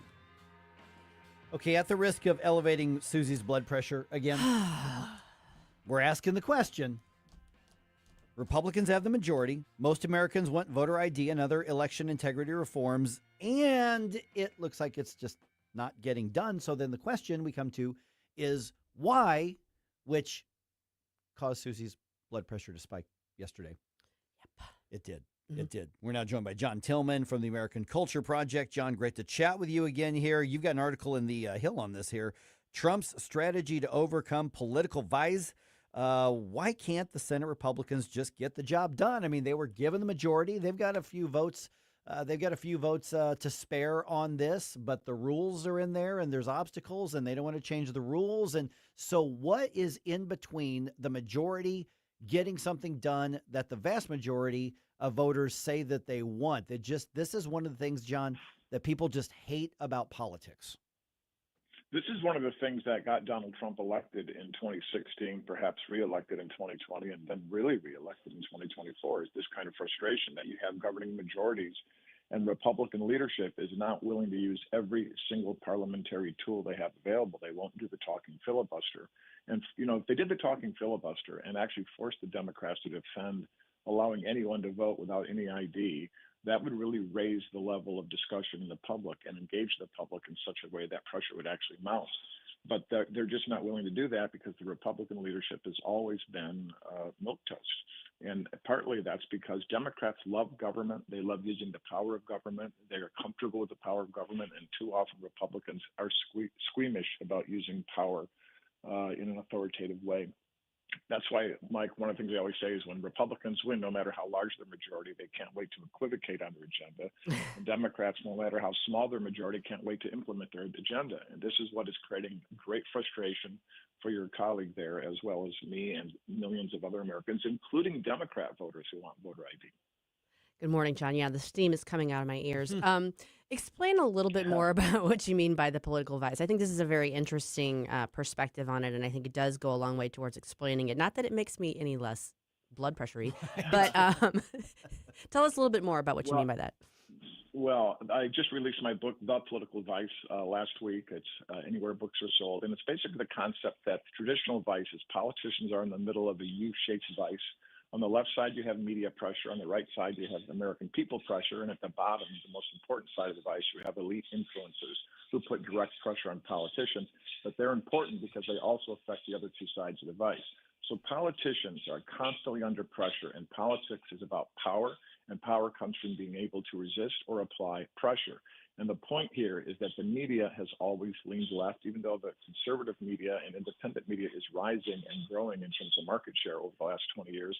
The agendas are still largely set by the legacy corporate media, which are really political activists masquerading as journalists. You have pressure from the right. Sometimes that pressure leans from the people, rather, and sometimes that pressure leans right, sometimes it leans left. But a lot of that pressure is orchestrated pressure. And the problem right now for the Republicans is the American people are not rising up. Though they approve of voter ID, it's not animating them to make the phone calls, send in the emails, go knock on doors, and ask for meetings. And of course, at the bottom, you have all the elite institutions who oppose voter ID. And the question one has to ask is an editorial in the Wall Street Journal today, well, geez, there's really no illegal aliens that vote. That is just not true. Illegal aliens do vote. But beyond that, the point is that elite institution leaders, whether it's in academia, corporate communications, all the NGOs, they like it the way it is because voter ID will tighten up the system, and a loose system works for the Democrat Party. Okay, so John, how do we break through that? I suspect that's going to be in your book, but tell me what we do about it, because a lot of people I think have just given up. There's like, this sucks, it's corrupt. I even think that maybe some Congress critters want to do the right thing, but they're overwhelmed. What is going to actually fix the problem, if a fix is possible? We have to continue to invest in culture, and that's one of the reasons I founded the American Culture Project. The problem is you've heard the phrase that Andrew Breitbart popularized, which is that politics is downstream of culture. The other side of that coin is that decisions by voters are made at the headwaters of the river. And the left understands this, and that is why they have taken over corporate communications, healthcare communications, K through 12 education, and all the institutions where people get information and their views are formed. We have to build capacity in our nonprofit as well as our for-profit conservative institutions to compete for mind share at the headwaters. That means that our donor class has to invest not just during the election cycle, and they do heroic investing during the election cycle, but they have to be investing 24/7, 365 days to engage voters on these kind of issues. And some years ago, there was a proposal to pass a progressive tax hike in Illinois in 2020, and it was going to pass overwhelmingly. It's a fairly blue state. We ended up defeating it. And part of the reason we defeated it is we were working for 4 years on that battle long before the vote came to fruition. That's what we have to start doing right now. We should be working on voter ID right now for the next time this comes to the floor, because it's very likely to fail this time. And so we need better strategic investment in media capacity, in engaging American people and animating them. There's nobody out there right now on the right getting the voters to actually make the phone calls and send them the emails in such a way that the recalcitrant senators feel the pressure. John, you alluded to this a little while ago, but why is it that the elites oppose voter ID? Well, the elites on the left oppose voter ID because they know that it'll make it harder for Democrats to win very close races with me. Because remember, it's not just voter ID; it also largely eliminates mail-in ballots and goes back to the tradition of a paper ballot. You have to show up on election day with few exceptions, which is the way we did it for most of our history, and it's the way most of the world still does it. And that is what they really don't like about this bill. But they can't say that because what it reveals is they know that with mail-in ballots, there's a lot of slop in the system, and they have very efficient harvesting systems. It's very hard to prove it. You know, one of the things they always say, well, there's no court. First of all, there has been some court cases where they've proven voter fraud, but it is very hard to prove. I always point out that there's about 11,000 people murdered every year that go unsolved. That doesn't mean that people aren't dead. You know, people were murdered. The same thing is going on. Our ballots are being murdered and harvested in ways that is illegal and disenfranchises legal voters. For example, I'll give you one example. Mail-in ballots pile up in a high-rise apartment building, and somebody picks those all up and takes them to a central processing place. They're opened up, they're voted, and they're sent in. This happens all over the country. And those are the kind of things that the Democrats rely on to win. All right, that voice you're hearing is John Tillman from the American Culture Project. The new book, The Political Vise, How the Radical Left Controls America and the Path to Regaining Our Liberty. Okay, so you've started the discussion here on regaining our liberty, but man, John, that sounds like an awful lot of work. That sounds like a lot from all of us. And shouldn't we just wait for some activist group or PAC to get out there and do that? And I shared their post on Twitter, so I've done my part, right? No, you haven't done your part. You need to come up every single day and fight for this country. You know, American greatness is not a birthright. Every generation has to earn it. And part of the reason we have this existential crisis about the purpose of America, the nobility of America, is because people on the right for too long have shunned their responsibility to fight for it. It's really, you know, when you become a wealthy country with a lot of success, it's easy to start putting your feet up and saying, boy, we've done a great job. Every one of us has to fight every day for the thing that is the American miracle.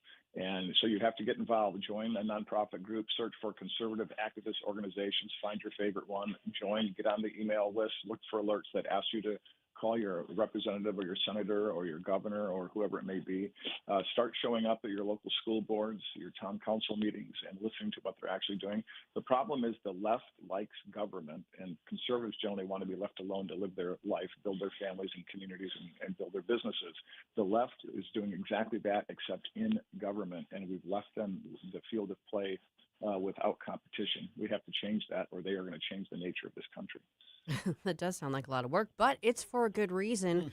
John, this might be a little granular, but from a practical standpoint, if you're someone who feels passionately about this and you want to get on the horn with your representatives, particularly your senators, about this, the mechanism to bust past this in the Senate, even though doesn't seem to be, obviously the Republicans have the majority, but there's the looming filibuster that seems to stand in their way. What's the actual trigger mechanism to get the Republicans past that logjam? People should be, no matter if you're in St. Louis Chicago or Southern Illinois, wherever you may be, you should be calling Lisa Murkowski's office out of Alaska, Tom Tillis's office in North Carolina, Susan Collins's office in Maine, Senator Curtis's office in Utah, making phone calls, logging in your displeasure, sending those emails, posting on social media. Social media is actually a very effective tool. One of the things that is, it sounds like a really big, these things all add up and make a difference. I once had a conversation with a former Speaker of the House in Michigan, and I asked him, what does it take to get through and start penetrating? And he said, 6 phone calls, 6 emails, we'll pay attention. That was in the pre-social media days. So now you need a little bit more. But when you start to have a viral event on social media, and you have the emails and phone calls coming in, it does make a difference in terms of the pressure. Part of the problem is on the Republican side. Lisa Murkowski hates President Trump, and so does Tom Tillis. Tillis is never going to face re-election again, and the Alaska system is somewhat rigged. So they feel somewhat impervious. The bottom line in everything I'm saying is you have to make these senators and representatives and politicians in general fear their voters more than they feel the insiders who are applying countervailing pressure. And that's what the book is about, is how do you build capacities in media, in political activism among the American people and among elite influencers to build that capacity to make them fear voters more than they fear the insiders who are having to do the wrong thing and often the anti-American thing. And the book itself is called The Political Vice, How the Radical Left Controls America and the Path to Regain Our Liberty. And that's out now. That's not forthcoming. That's out now. It's available now, right? Yep, that's been out for about a week and a half or so now. It's available on Audible and all the other usual ways at Barnes & Noble, Amazon, etc. All right, John, I'm sorry, go ahead. What's that? I was just saying thank you for that plug. I appreciate it. Yeah, absolutely. And, of course, people want to connect with American Culture Project. They want to get in touch with you, follow what you're doing. What's the way to do it? amculture.org, and you can DM me on X at John M. Tillman. Yeah, we've already tagged John on our social media as well. John, good to talk to you, my friend. Thanks so much. Thanks for having me on. Appreciate it. Thanks, John. Appreciate it. We talked about this a little bit. The city is making some changes in hopes of keeping kids off the streets late at night because apparently parents can't be bothered to do that. We're going to tell you about that in the news dump at 6:50.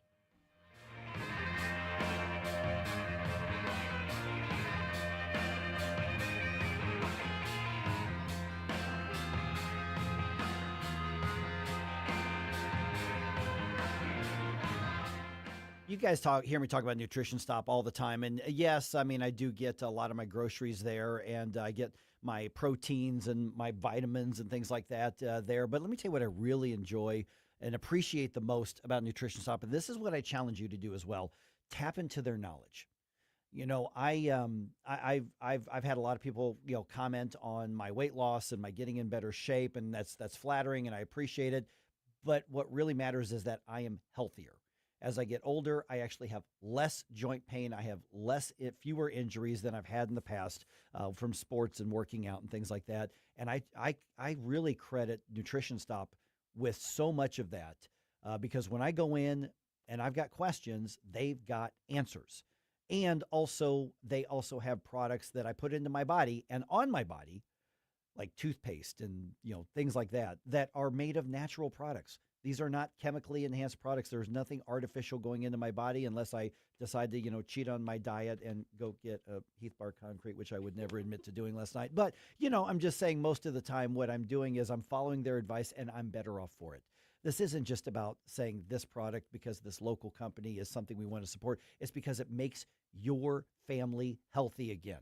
You can do that. And one of the best ways to do that is just look at what's going into your body and going onto your body.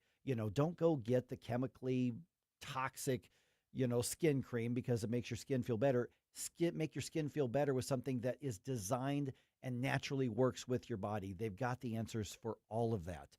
So check them out, nutritionstop.com. They're on Mexico Road, just off of I-70 and Cave Springs exit. Just put in Nutrition Stop in your maps. It'll take you right there. Go in, look at the superior natural products, but also the superior knowledge they will equip you with, just like they've done for me.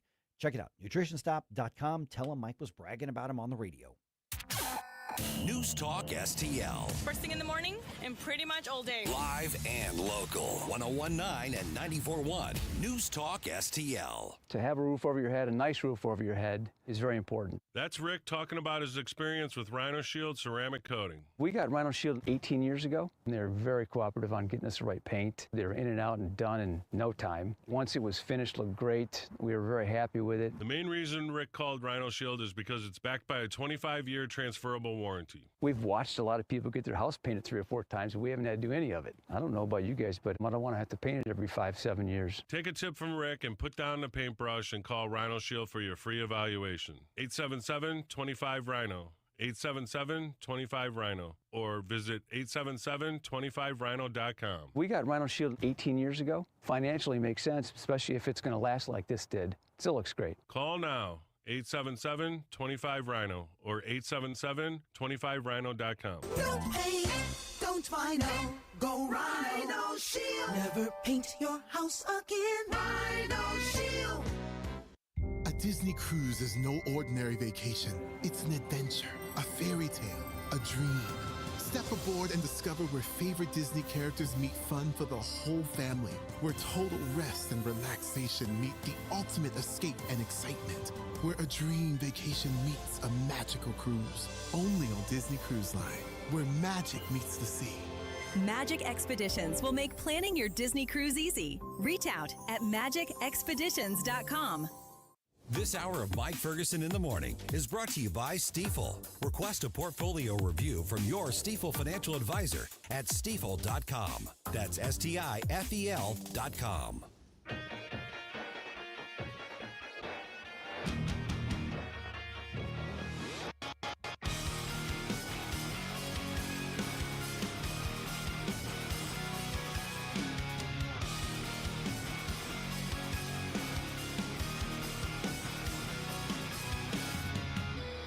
Bill O'Reilly here. Check out the O'Reilly Update this afternoon at 3:45. Right now, it's back to Mike Ferguson in the morning on News Talk STL.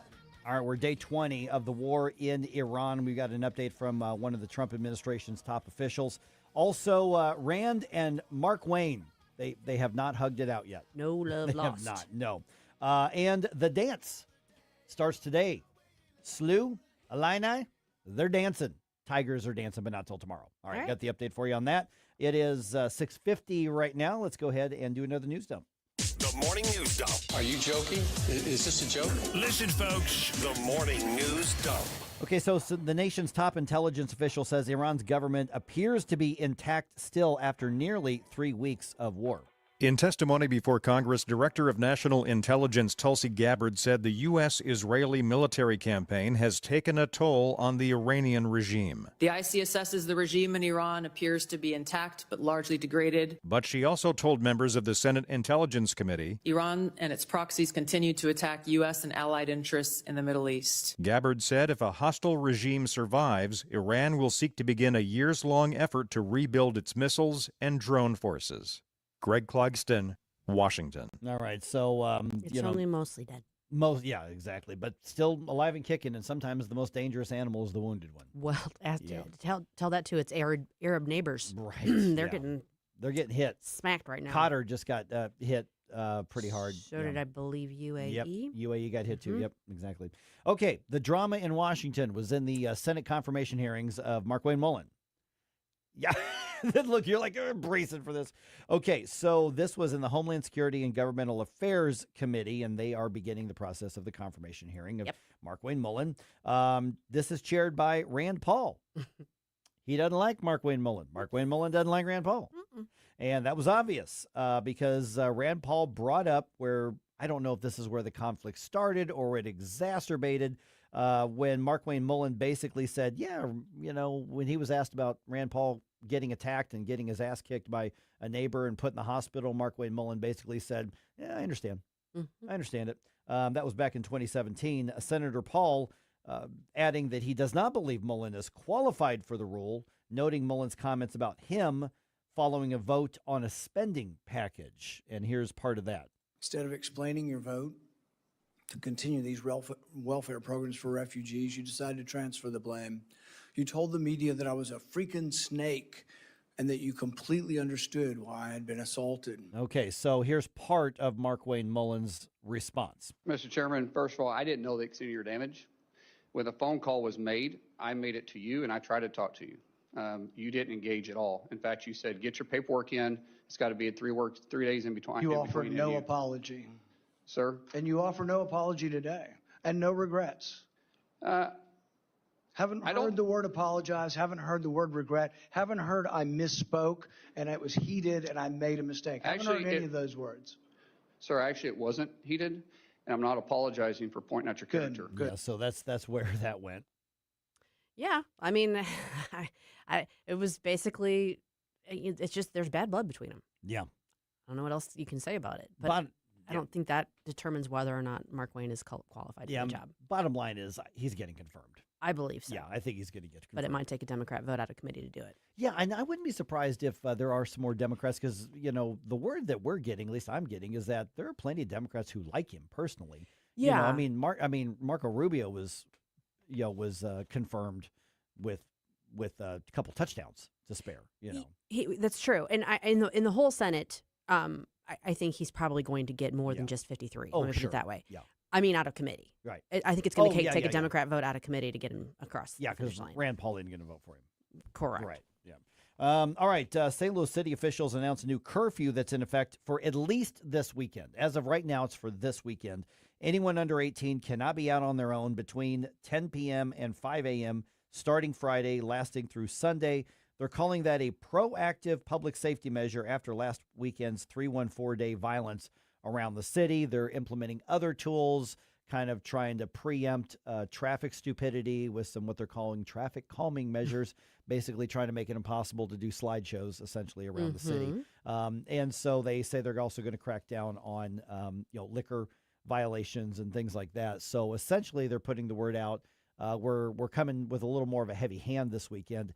And the police say that they will charge parents or at least hold parents accountable if their kids do criminal stuff.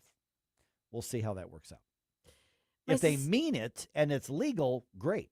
Yeah, my suspicion is it will pan out to a certain extent because there are parents out there who are going to hear this and be a lot more keeping tabs on their kids and be like, don't go be part of that. Maybe they were checked out last weekend, but they're aware of it now. And it shouldn't take a government threat for the parents to go, yeah, maybe I should see where little Junior is. It shouldn't, but if they don't want to hassle with having to bail Junior out of jail and pay for the, damage to the tires and spike strips, that sort of thing, they're going to say, you're not going down there this weekend. Yeah. All right. The Senate fighting an uphill battle to pass the Save America Act, which we were just talking to John Tillman about a few minutes ago.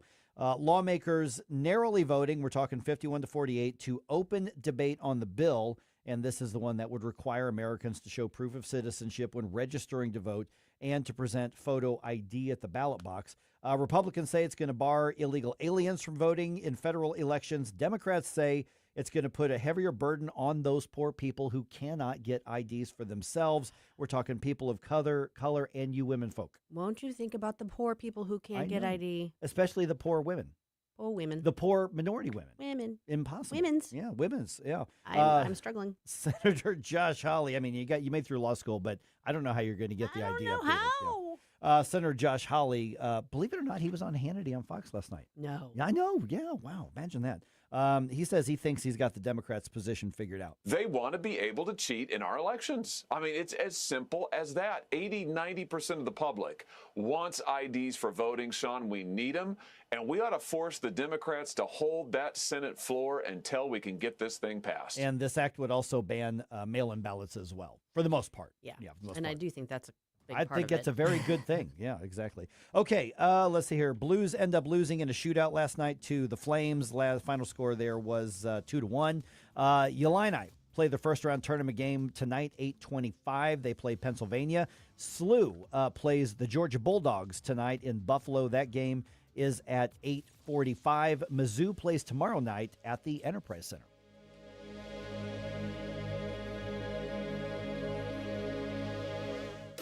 Producer Joey V from the Tim Jones and Chris Arp Show here, reminding you, don't waste a buck on movies that suck. Tune in to Joey V's Movies Fridays at 5:45 for reviews you can trust. Brought to you by Harry J. Steakhouse in Moscow Mills. Hey guys, don't miss Straight Lines with Elizabeth Kaiser every Sunday evening at 8 p.m. where we talk about so many areas, including AI, law, and health. We have some fantastic guests on my show just about every Sunday. Don't forget, Sunday evenings at 8 p.m., Straight Lines with Elizabeth Kaiser.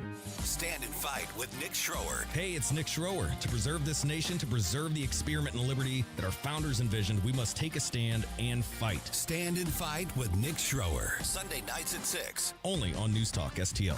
A celebration 100 years in the making. The National Route 66 Centennial Kickoff Celebration, presented by Vital Farms. Thursday, April 30th through Sunday, May 3rd in Springfield. The celebration kicks off with musical guests featuring Little Big Town, Chris Jansen, Gary LaVox, Gretchen Wilson, the Ozark Mountain Daredevils, and the Haygoods. Events continue through the weekend. You are invited to celebrate Route 66 with us April 30th. Tickets and information on Route66Kickoff.com. Brought to you by the Missouri Route 66 Centennial Commission. Lower your car payment today. Lower your car payment today. Yes, you heard us right. You can lower your car payment right now by making this free call and save up to $1,400 a year on your current car payments. Think about your current car payment right now. What's that costing you per year? Now think about what it would be like to put an extra $1,400 back in your pocket. That's the average savings our customers experience. We can help you drive the same car and pay less every month by lowering your car payment's interest rate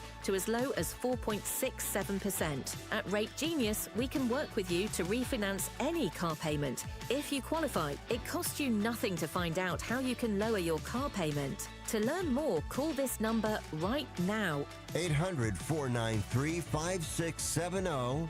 800-493-5670. 800-493-5670. That's 800-493-5670. So many ways to listen to News Talk STL. Enable our Alexa skill. Hello. Hey, Alexa. Yes, I'm listening. Play News Talk STL. Welcome to News Talk STL, conservative talk radio for St. Louis. KLGY HD3 Clayton, K270BW Bellefonte, KNBS Bowling Green. This is News Talk STL at 1019, 94.1, and always streaming at NewsTalkSTL.com. Breaking news this hour from Town Hall. I'm Rex Thomason. Israel remains in Iran's crosshairs with multiple missiles fired at the Jewish state overnight, at least 3 deaths reported. Iran also continues targeting its Gulf Arab neighbors, and correspondent John Gambrell says those countries are rattled by attacks on their energy infrastructure. Right now, the Gulf Arab states are weighing what to do. We heard from Saudi's foreign minister overnight who said that any trust that had with Iran was gone now. So we don't know if that means that the Gulf Arabs are going to allow the Americans to potentially use their military bases to launch attacks on Iran, or if that could mean the Gulf Arab states engage in combat directly with the Islamic Republic. But all signs point to further escalation in this war that so far shows no signs of stopping. And War Secretary Hegseth to deliver an update on Operation Epic Fury later this morning. Well, it seems we may never know the extent of the deadly toll taken by COVID-19. About 840,000 deaths were logged in 2020 and 2021. Researchers report in Science Advances that up to 155,000 more COVID-19 deaths went unrecognized. The missing deaths cluster in the first months of the pandemic. The study says Hispanic people faced higher odds of going unaccounted for. It also points to several southern and southwestern states. Researchers link the gap to limited testing and uneven death investigations. John Scott reporting. Following an occasionally contentious confirmation hearing yesterday, today the Senate Homeland Security Committee could vote to advance Senator Markwayne Mullin's Homeland Security Secretary nomination to the full Senate. Committee Chair, Republican Rand Paul, has already said he is a no vote on the nominee. Wall Street, Dow futures down 152, NASDAQ futures 127 points lower. More on these stories at townhall.com. The following is a real-life story from Trinity Debt Management. I had a lot of credit card debt, and it stressed me out. But what I thought was a solution turned out to be a problem. I kept hearing ads about debt settlement that seemed too good to be true. And actually, it was. When I called, they told me to stop paying my bills. That didn't sound right to me at all, so I hung up. Later, I found out that debt settlement is bad, real bad. Then I learned that there is a right way to pay off your credit cards. It's called a debt management program from the great team at Trinity. Trinity had a plan. In the end, I paid off my bills, I saved thousands, and I even improved my credit score. If credit card debt has you down, call Trinity at 1-800-990-6976. My name is Heather. Please forget debt settlement and remember Trinity Debt Management. 1-800-990-6976. From the Michaels Flooring Outlet Weather Center. I'm meteorologist Shan Scotch with your first alert forecast. Highs back towards mid-70s this afternoon. Could see a stray shower by the late morning hours, mostly sunny by the afternoon. Then we head off into Friday, Saturday, Sunday, talking temperatures back towards the mid-80s throughout much of the area, mostly sunny. Sunday night into Monday, a passing cold front looks to cool us down back towards mid-50s into next Monday.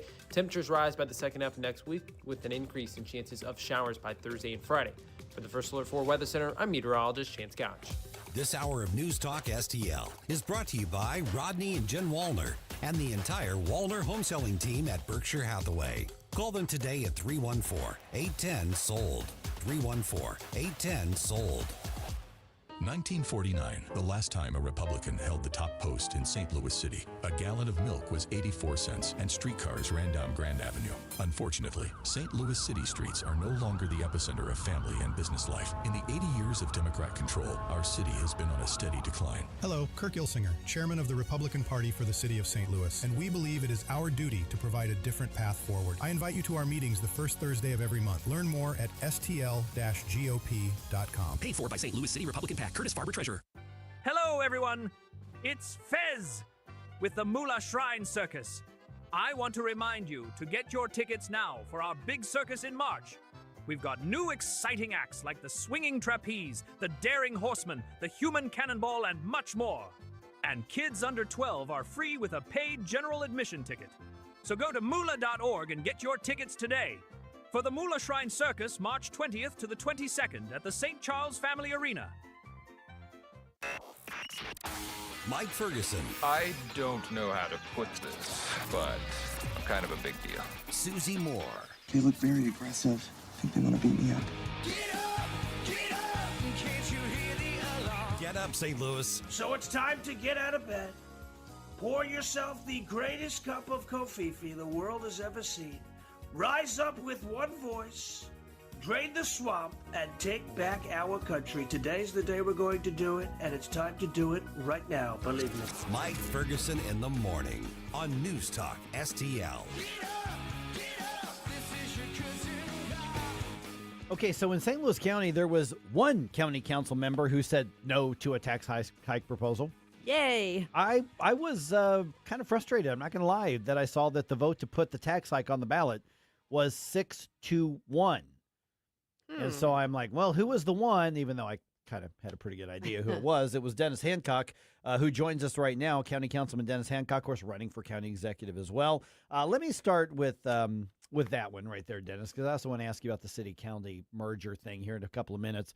But the proposal, now you all didn't raise the taxes, you all being the council, but the question was to put basically a online sales tax hike on the ballot in August. So we're going to decide on this, even though we just decided on it a few years ago and we said no to it. But I'm being told, some other members of the council, they're saying, well, we have obviously a massive revenue gap. There's a shortfall. And so we've got to raise revenues while we cut other things. I personally am just telling you right, Dennis, I'm biased because I'm against any tax increase whatsoever. What was your reasoning for being the only dissenting vote, the only one who said no to that tax hike? Well, first, let me say thank you for having me on this morning, Mike. It's always good to talk to you. No, my reasoning is pretty simple. I'm not convinced yet that the county has a revenue problem. I think the county has a spending problem. And the council has done a decent job so far of uncovering where the money's been being spent. But what we haven't done is done the really deep dive into what programs do we have to provide to residents of St. Louis County and which ones are nice to haves, and start looking at those nice to haves as far as what are they costing us, how much benefit are they bringing to the residents of St. Louis County, And are there alternatives either in the private sector, or can we do something in conjunction with other regional partners such as St. Charles County or St. Louis County, Jefferson County, to bring a larger scale, better solution to all of our residents? And I don't think we're there yet. And that was the sole reason for me voting the way I did. Good morning, Dennis. This is Susie. Saying no to the nice to haves, I know, is probably not a politically popular position, at least. I mean, for fiscal conservatives, it is. But for the population at large, the voting population, it may not always make you friends. What do you see as the possible areas broadly where those nice to haves have room for some reduction in spending? One of my favorite examples, Susie, is using the health department for an example. The county charter says that our health department has to promote the public health. It doesn't say that we have to operate an animal shelter. It doesn't say that we have to open health clinics and run those health clinics. So we can start there. I look at that and see low-hanging fruit. Obviously that's going to have a different, there are going to be others who have a different opinion about where can people get healthcare services. Well, probably 20 years ago, it may have been more difficult to do. But today there's an urgent care, a Walgreens, a CVS on just about every corner as you drive around. So why are we competing with the private sector for those patients? We shouldn't be. We should be supporting what those folks are doing. One of the broader questions about the spending that you're talking about has to do with, the taxes as well, which I think is one of the massive pushes for so much tax reform. And I'm going to tie these together, Dennis, by going back to, I keep referencing this conversation that Susie and I had with Governor Keogh, about a month ago or so. And he pointed out that if you keep funding government's going to keep feeding and growing and getting bigger.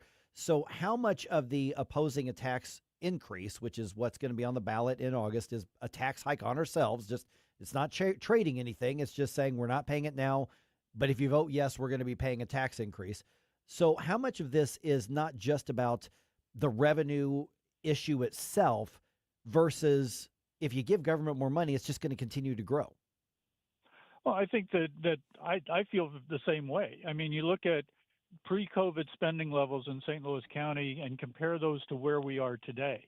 They're not even on the same page. I think that, and what did we get? We got hundreds of millions of dollars from the federal government to spend on what? We don't know. We don't know where that money went. And so I think to your point, Mike, I think if you continue to feed government, it's going to continue to grow. And I'm of the opinion that government's probably big enough in St. Louis County. We need to start looking at what can we do to make government more efficient, as opposed to throwing more money at it.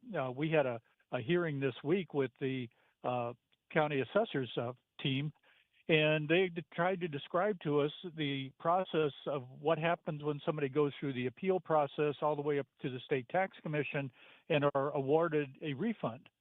It takes anywhere from 8 to 10 months to get a refund once that's been adjudicated. That's ridiculous. If I told one of my colleagues the other day, if I was trying to describe to my boss a process where this comes back and I have to look at it and 5 other people have to look at the same thing and we all have to look at 9 different things on that one thing, and then we hand it off to another department where the same thing happens, I'd get fired before I'd finish explaining it. That's not the way the real world works. We should be looking for efficiencies, not looking for inefficiencies. Absolutely. Dennis, I know you were the lone vote against putting the measure on the ballot, but do you have a sense, just from a practical standpoint, of how much revenue that would actually realistically bring in? I mean, it's hard to conceptualize. You're talking about a sales tax on out-of-state online purchases, so it's hard for people, I think, to quantify, like, what does that really amount to? Yeah, we know it'll increase the cost of buying stuff by 4%. Okay. Is what we know. So, what that turns into, I don't know.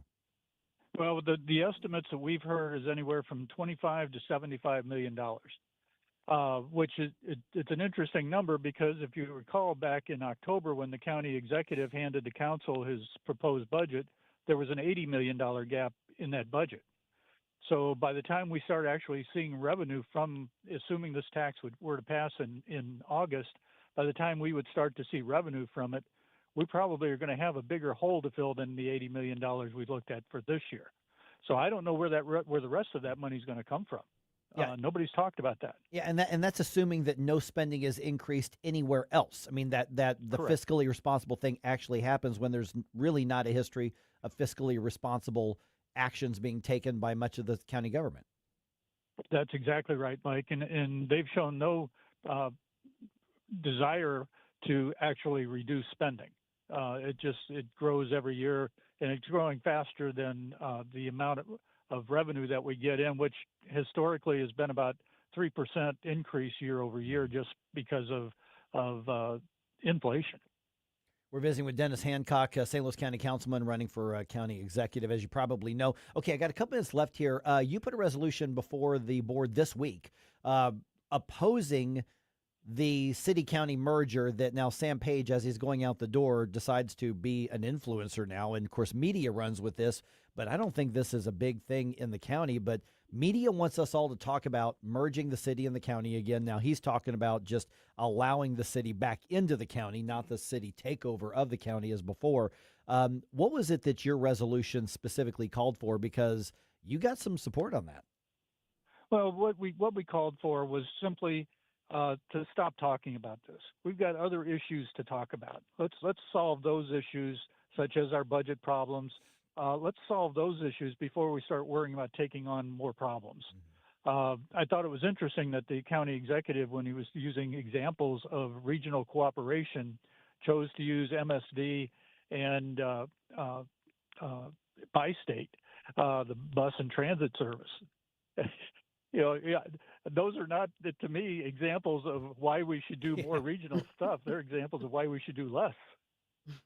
They just add, they're failures. And I really think that this came down to just his way of trying to distract everybody from the fact that his administration has just been an abject failure over the last 5 years. It just, I was thinking really hard the other day trying to give him some credit for one thing you could point to that the Page administration has done to improve the lives of people in St. Louis County, and for the life of me, I can't come up with one. Yeah, and also to point out to Sam Page in one of his media interviews, he actually suggested that, well, St. Louis would then be the biggest city in the county, so you might as well, or you might want to think about moving the county seat to the city of St. Louis. And so you've basically got a city takeover of the county one way or the other that he's essentially proposing on his way out. Well, it was kind of funny because when we were talking recently about potentially moving the county headquarters to the administration building anyway to Northwest Crossings in St. Anne, we heard from an awful lot of employees who said, "I'm not driving all the way to St. Anne." Can you imagine what they're going to think if they have to drive all the way into downtown? Yeah. Oh my goodness. All right. So just last minute or so, we've got Dennis. What's next on the campaign trail for you? We're lining up some pretty interesting fundraisers that we've got coming up over the next couple of months. The big day that's coming up is the 1st of April when the filing closes, and we'll see if we have an opponent at that time. So far, I don't have a primary opponent, which is a good thing for me. It's going to allow me just to kind of sit back this summer and with a big bag of popcorn and watch the Democrats kind of slug it out. All right, then focus on the November election. All right, Dennis Hancock, let's put the website and social media stuff out there so people can connect with you. Yeah, the website is hancockforcountyexecutive.com. Easy enough. We'll talk to you again soon, Dennis. Thanks so much. Thanks, Mike. Thanks, Dennis. All right, did the governor of a deep blue state just admit that their high taxes and socialist programs don't work? Hear it for yourself at 7:20 and make up your own mind.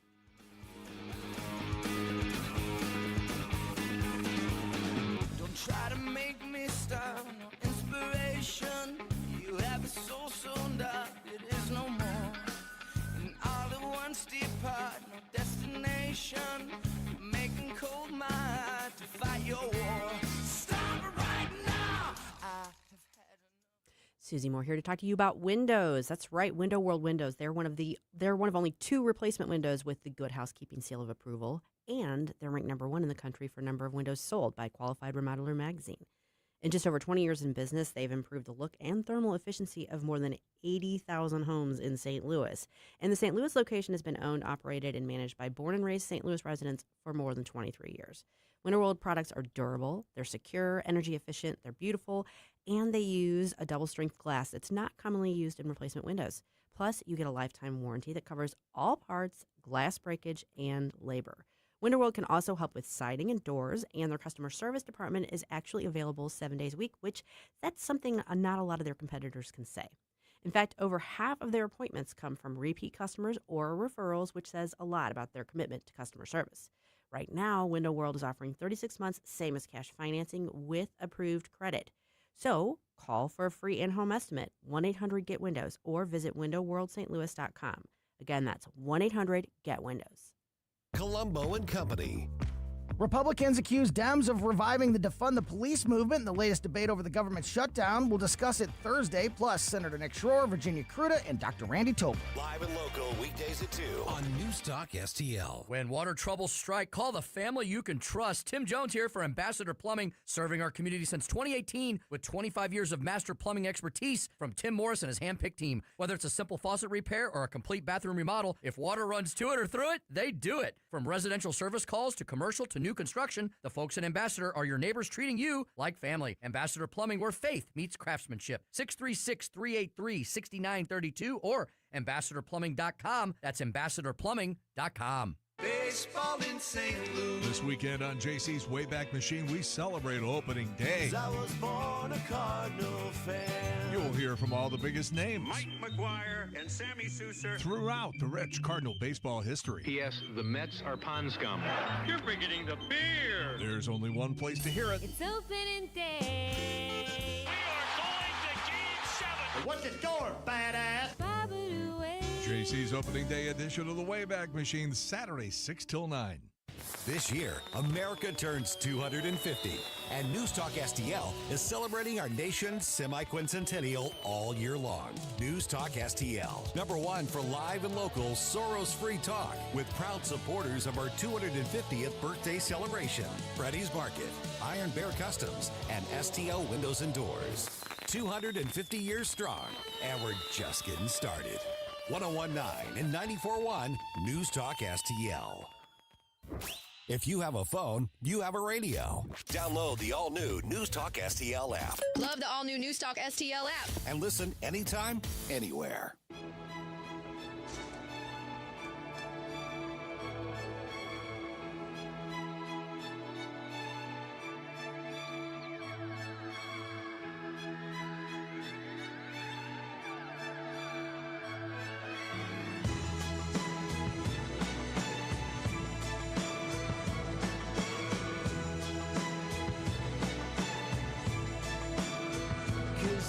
Good morning, St. Louis. Hey, it's Vince from The Vince Show right here on NewsTalk STL every weeknight at 8. Right now, it's back to Mike Ferguson on 101.9 and 94.1 NewsTalk STL. Okay, so next week, Missouri lawmakers go back to work after their spring break, which they're on this week. Front and center, the debate over a massive reform on taxes, particularly income taxes. Okay, so why does this matter? Well, Susie just alluded to this a second ago. A governor of a deep blue state essentially admitted that the high taxes and high social programs, basically socialism, doesn't work. And what she needs people to do is to voluntarily start paying more money. Wait, what? Yeah, it's so bizarre. So we're going to get to that in a minute here. But war and elections and Senate hearings, oh my. There's a lot going on that affects us right now. So little time to take it all in. And that's why we partner with redstate.com around here. Susie, what is hot on redstate.com today? This is the Red State Rundown. First up today from Becca Lower, we've got this interesting article. Investigative arm of IRS, FBI reach major turning point. Dig into nonprofits that fund Antifa actions. So yes, the federal law enforcement is actually looking into those sort of dark money groups that fund some of this non-organic protest activity. So they're actually kind of making some progress on that. So this is an interesting look at that. We've also got from Brad Slager, we are watching a new rendering taking place in the media, have news outlets given up? He's kind of taking a holistic 30,000-foot view at the media and how it's just repeatedly like running into buzzsaws. And he's kind of come to the conclusion that that's not even accidental anymore. They're just kind of like throwing everything up and throwing caution to the wind just because why not? It's kind of a fascinating thing to see. And this one... Well, now there's an alternative media to push back. Well, there is. Yeah. There is. This one will either make you laugh hysterically or will make your blood boil. It's from Jennifer Van Laar, our managing editor. Ridiculous California wildlife bridge aims to prevent inbred mountain lions, but will be a wildfire express lane. Wait, what? Yes. I mean, wildfire, sure, that's bad, but the inbred what? Mountain lions. Inbred mountain lions. Yeah, so it's this wildlife bridge. Right, That's I remember the story, cost like $114 million and hasn't actually been completed. Yeah. Okay, It across the highway. It looks like a big shoebox that's upside down is what it looks like right across now. the highway. So the idea is to give animals, wildlife, the Right. ability to cross from one side of the highway to the other without like getting smooshed by cars. Because they read road signs and know where to Well, go. right. Yeah. Well, you know, I mean, they might naturally see land bridge and take advantage of it. And so this is going to help mountain lions have more like of a diverse population. Okay. Not be inbred and that sort of thing. It then takes away a fire break that the highway provides when you're in wildfire country. And it also actually opens up like the suburbs to the mountain lions. So your doggies and kitties and small children, you got to be on the watch out for because there's going to be a larger mountain lion population coming in because of this land bridge. Yeah. Yeah. So, but this could be one of those areas where there really were good intentions or good idea behind it, just the unintended consequences are something. $114 million later tells me that it has a lot more to do with lining people's pockets than it does with good intentions. Yeah. Just and saying. $114 million for a bridge, any bridge. One bridge across a highway. Yeah. Yeah. I mean, I think that's less than what the new bridge over the Missouri River in Rocheport is going to be. Mm-hmm. Yeah. Jeez. Mm-hmm. All right. Redstate.com. Check that out. Okay. Big government sucks. Yep. And big government is only possible when taxes are high. Yep. Can anybody argue that point with me? No, I'm not a Democrat. Yeah. Okay. Okay. So this is part of demanding lower taxes. So while the argument, the debate goes on, like for instance in Missouri over the tax reform, and we should be debating what's the best way to do it. Absolutely. But there should be more of a consensus that says we have to do something. We have to lower the tax burden. We have to restrain government.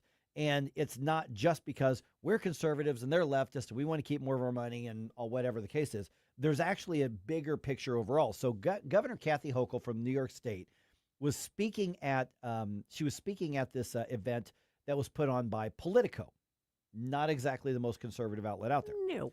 And what was fascinating is at one point she explicitly admitted that their high taxes and high cost of social programs is driving people away to low tax and conservative states.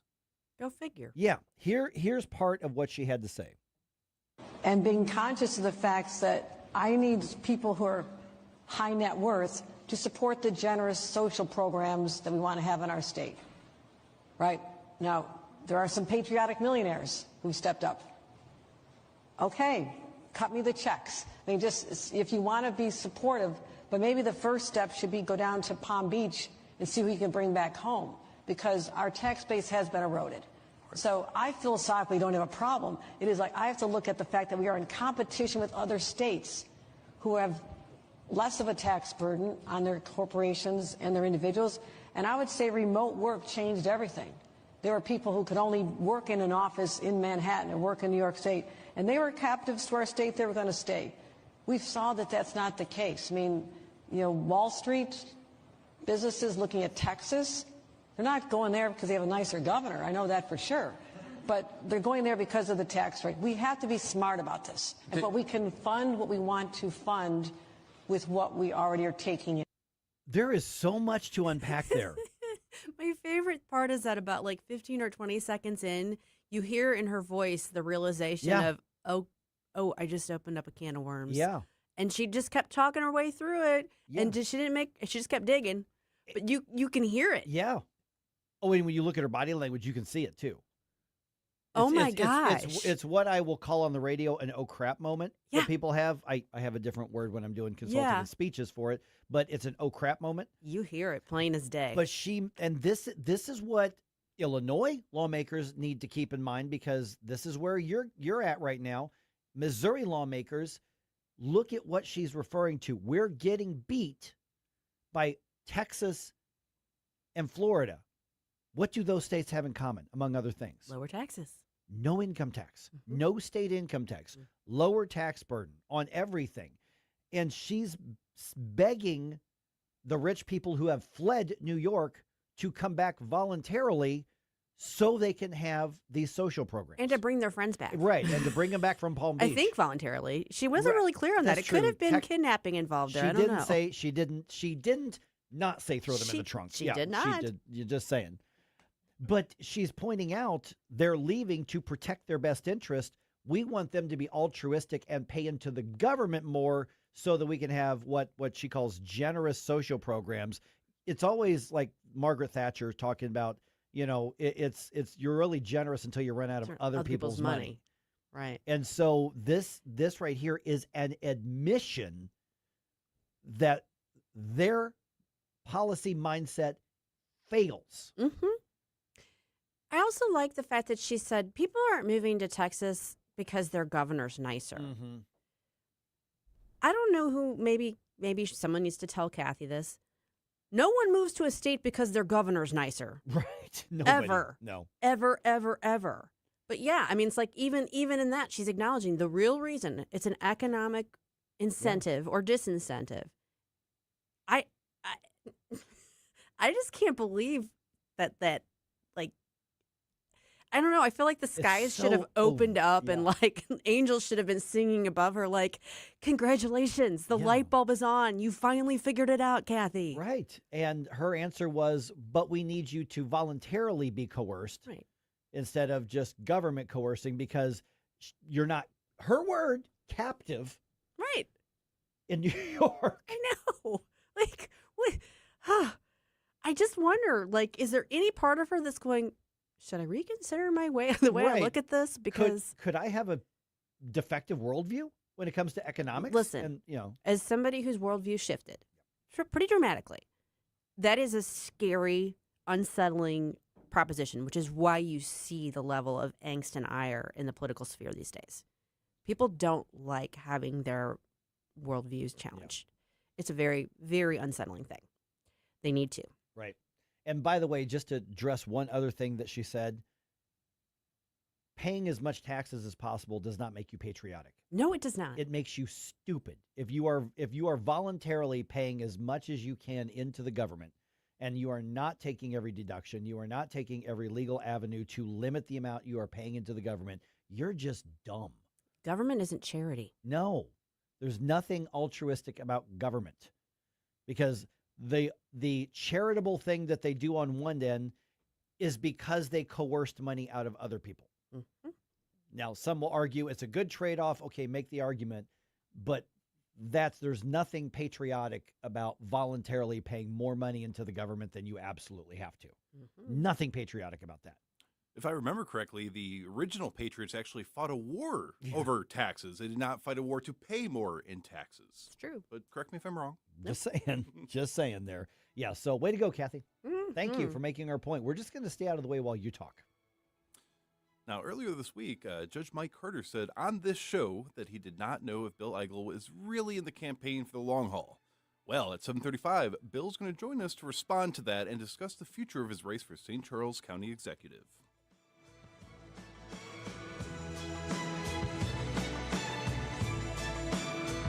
It's a bittersweet symphony that's life.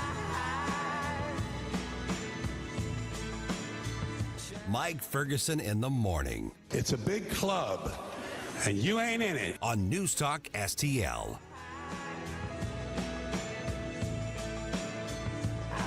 From the Michaels Flooring Outlet Weather Center. Meteorologist Shan Scotch with your first alert forecast. Highs back towards mid-70s this afternoon. Could see a stray shower by the late morning hours, mostly sunny by the afternoon. Then we head off into Friday, Saturday, Sunday, talking temperatures back towards the mid-80s throughout much of the area, mostly sunny. Sunday night into Monday, a passing cold front looks to cool us down back towards mid-50s into next Monday. Temperatures rise by the second half of next week with an increase in chances of showers by Thursday and Friday. For the First Alert 4 Weather Center, I'm meteorologist Chance Scott. John Beal knows that right after a hailstorm, new roofing companies start popping up everywhere. But the Small Business Administration reports 96% of them go out of business within the first 5 years. So how good is that warranty? John Beal started in the roofing business, helping his granddad and his dad. Always offering the best roof, best price, best guarantee. John Beal Roofing, not some fly-by-the-night operation. Call my friend John, 1-800-NEW-ROOF, 1-800-NEW-ROOF. Larry Connor's Commentary, brought to you by Vincent's Jewelers, offering a wide selection of jewelry, including lab-grown diamonds, affordable earrings, bracelets, necklaces, and rings, up to 75% off their natural counterparts. Visit VincentsJewelers.com. This is Larry Connor's Commentary on News Talk STL. In my early years at college, I took a computer class, basically punch cards and a computer the size of a small truck. And in those days, we were told computers can do everything, will always be accurate. But I was also warned, junk in, junk out. So nowadays with AI, artificial intelligence, we should be past that concern, right? Wrong. A new book titled Code Red.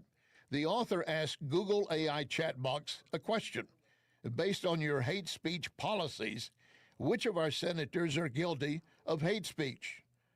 Missouri Senator Hawley listed, Alabama Senator Tuberville, and at the time, J.D. Vance and Rubio were in the Senate. They got listed, as did Arkansas Senator Cotton.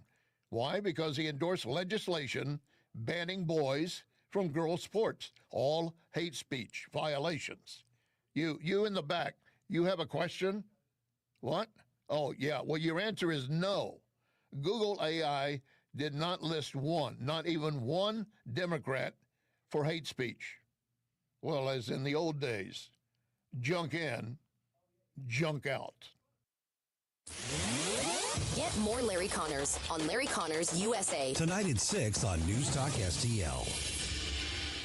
Craving seafood but worried it'll be too spicy or break the bank? La Juicy Seafood in O'Fallon has you covered. They're not your typical seafood joint. Choose from 5 spice levels, including not spicy, so everyone can enjoy our famous Cajun boils. Bring the family, doodle on the tables, enjoy the full bar with legendary margaritas, and feel right at home. La Juicy Seafood, 373 Winding Woods Drive, O'Fallon.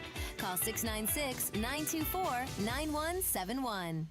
Craving the freshest in town? Anthony's Produce is your daily destination for nature's finest. Browse our rainbow of quality fruits and vegetables. Always fresh, always delicious. Hosting an event? Let us create stunning fruit bouquets and fruit or vegetable trays. We proudly stock hundreds of locally made products, seasoned firewood for pickup or delivery, and year-round chocolate-covered strawberries. Open 7 days a week, 7 a.m. to 6:30 p.m. Monday through Saturday, and 8 a.m. to 5 p.m. on Sundays. 701 Juggerman Road or Anthony'sProduce.com. When the storm hits and a tree comes down, you need someone you can trust right now. OLI Outdoor Services in Godfrey is on call 24/7 for emergency tree removal, trimming, stump grinding, and land clearing. Serving Illinois and Missouri with licensed, insured professionals and over 200 years of combined experience. Tree removal starting at just $2.99. Free estimates, plus financing. Visit OLIOutdoorServices.com or call 1-888-5-SAWING. Whether at home or at work, you're mobile. So when you're mobile, stay mobile. Keep St. Louis's home for conservative talk with you wherever you go. Download the News Talk STL app in the App Store or at NewsTalkSTL.com.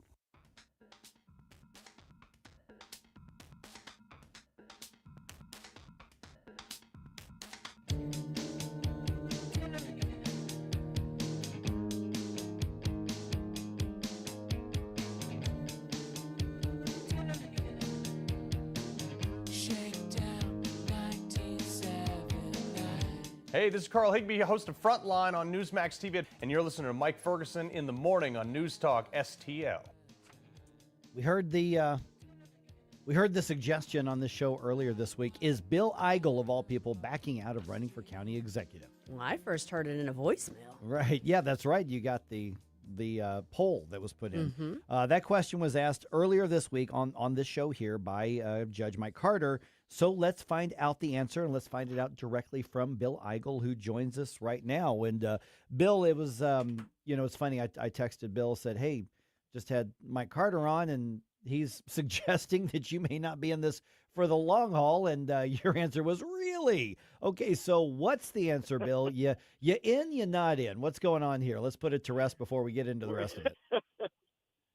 Well, first of all, Mike, thanks for having me on. And you know me, I don't back away from a challenge. And we're in, and we're excited. And really, we're at the start of the busy season as it relates to campaign season. But I feel fantastic about our message. The two big issues here in St. Charles County is going to be property taxes and the unregulated growth of all these apartment complexes all over St. Charles County. There's a lot of folks that are worried about both of these issues, and they're looking for solutions from leadership in elected office in St. Charles County. I think we bring that to the table, and I think folks are really going to respond to that. Good morning, Bill. This is Susie. Okay, so what kicked this off, as you may know, is I get this strange push-pull call the other day, which I let go to voicemail because I didn't recognize the number. And then the transcription on the voicemail says there's 4 candidates running for St. Charles County Executive. Jason Law. Mike Carter. Mike Carter. Well, it's Steve Ellman. Yeah. Mike Carter and Arnie Dienoff. And I was like, well, okay, Arnie runs for everything. I get that. But I'm like, first of all, I didn't know Mike Carter was in, but where the heck is Bill Eigel? Have you heard any feedback from other people about receiving this message? Yeah, I think that was a poll put out by Mike Carter. Yeah, he actually admitted it on the show because we asked where it came from, and he acknowledged that he put the poll out. Yes, and actually, Mike does a lot of polling. In fact, just a couple months ago, he put out a poll that didn't have Jason Law in it. And really, what Mike is trying to do, he's just trying to get a feel for the impact of what different candidates would have or not have if they were in or they were out of the race. It wasn't based on any kind of intelligence or anything like that. I think what's interesting is the results of that poll with me out of the race shows this to be a race that is handed back to the incumbent by a wide margin, greater than 40 points. So really, I've said that I think we need a single conservative alternative to Steve Ellman, who has been in there way too long. It has done nothing to address these issues for property taxes, for apartment complexes.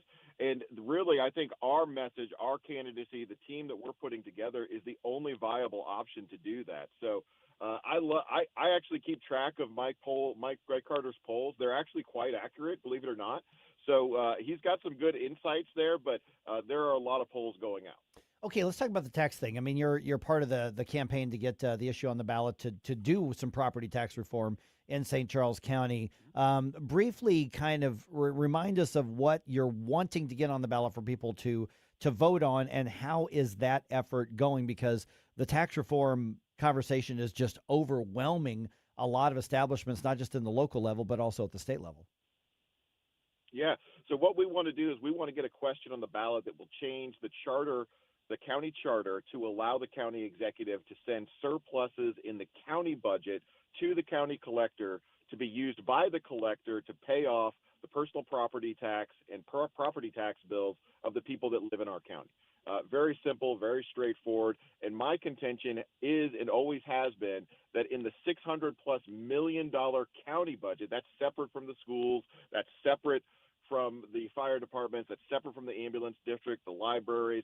There is so much waste in that $600 million, which is more money than the county has ever spent before, that we'll have plenty of money to send over to the collector so that nobody in St. Charles County has to pay personal property tax. And I don't know if there is a more pressing, urgent need for the people that live here than getting these property tax burdens under control. Our current county executive, Steve Ellman, has been in office since the Clinton administration and has not had a single idea or proposal to address this issue. And a lot of folks are struggling just to stay in their homes because of this outrageous property tax burden.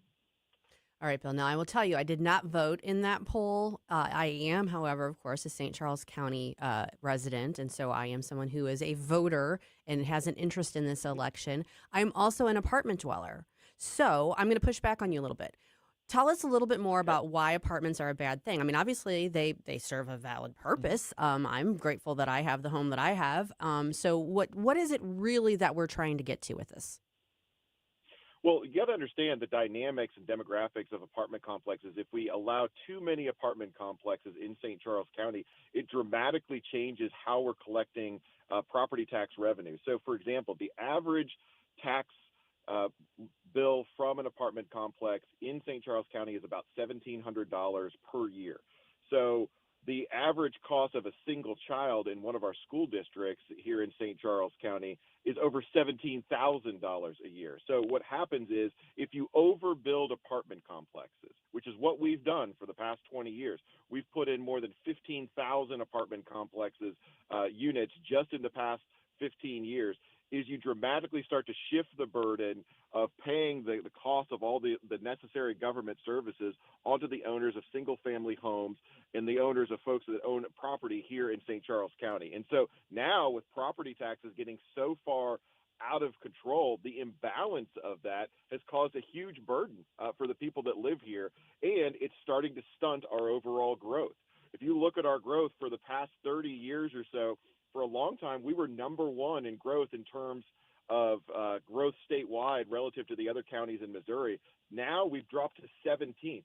So we're starting to stagnate a little bit. And these are the things that folks are worried about because I've raised a family here in St. Charles. My wife grew up here in St. Charles. We want to make sure St. Charles is strong for the next generation of folks that will call this place home. Okay, so what can the county do about that? I mean, isn't most of this done at the city municipal level? I mean, so what could a county executive or a county council led by an executive do to sort of retard the expansion of apartments? Because clearly there's a market for them, or else people wouldn't continue to be building them. Yeah, well, remember the county is the one that creates the master plan of zoning for the entire county and everything within our borders. In fact, we haven't updated our master plan that actually describes where we can put apartment complexes, where we're going to put single-family homes, where we're going to put commercial businesses in many, many years. In fact, in order to apply pressures to developers to actually donate to his campaign, Steve Ellman has now scheduled the next update of the master plan of our county for, guess what, August of this year, right after the primaries. So now our master plan is being used as a political tool to apply pressure to the developers to give political donations. And this is precisely the kind of corruption that I think folks have really gotten tired of here in the political spectrum. So I think it's time for Steve Ellman to retire. That was his original commitment to the people of this county. And with a new voice in there, absolutely, we can set aside and make sure that we're going to continue to grow in St. Charles County, but we're going to do it smartly, and we're going to do it with a long-term plan. All right, Bill, you said that things are starting to kind of heat up in this race. What should people be looking for? Do you have any events coming up? Are there things that we should be looking for as far as getting more tuned in to what's going on with the primary? Well, unfortunately, there's going to be probably an onslaught of commercials and messaging from my opponents and, in particular, the county executive. And one of the things that is very interesting about the county executive is when we talk about property taxes, when we talk about apartment complexes, Steve's answer to this is nothing more than, well, there's nothing the county can do. That's the cities, that's the fire departments, it's not the county. And I think that folks ought to be mentally in a space to where when we're talking about the highest elected office in St. Charles County, they ought to require solutions and a vision of what makes a better tomorrow from their county executive. We don't get that from Steve Ellman. So get ready for, I think it's going to be a good 4 or 5 months here where we're able to have this discussion with the people of St. Charles County, and I'm looking forward to it. All right, Bill, the website, let's go ahead and put that out there. I think we've already tagged you on our social media, but what's the website? BillEigle.com. So go check it out. We are going to be posting some more events up there as we get rolling into the spring, and I'll see everybody out on the campaign trail. All right, thanks, Bill. Thanks, Bill. And by the way, if you're going to the St. Charles Lincoln Trump dinner this weekend. That's Friday night. I don't want to give away too much, but there's going to be a very cool announcement of an event coming up. May or may not be related to what we just said. I'm just saying there's something you're going to be very interested in finding out. It's true. Something else you should be interested in is what bump music is going to be played on Friday. If you want to get your requests on the air, you need to get them to Jerome. Jerome at NewsTalkSTL.com. Check them on the socials. Call us at 314-912-1019. Let us know what bump music you want for Flashback Friday.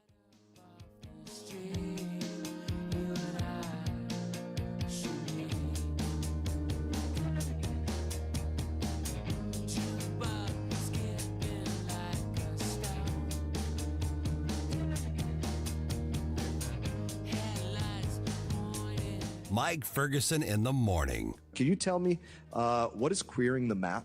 So I think we were trying to make the maps more gay. Literally? That's, well, how do you make a map more gay? I mean, On News Talk STL.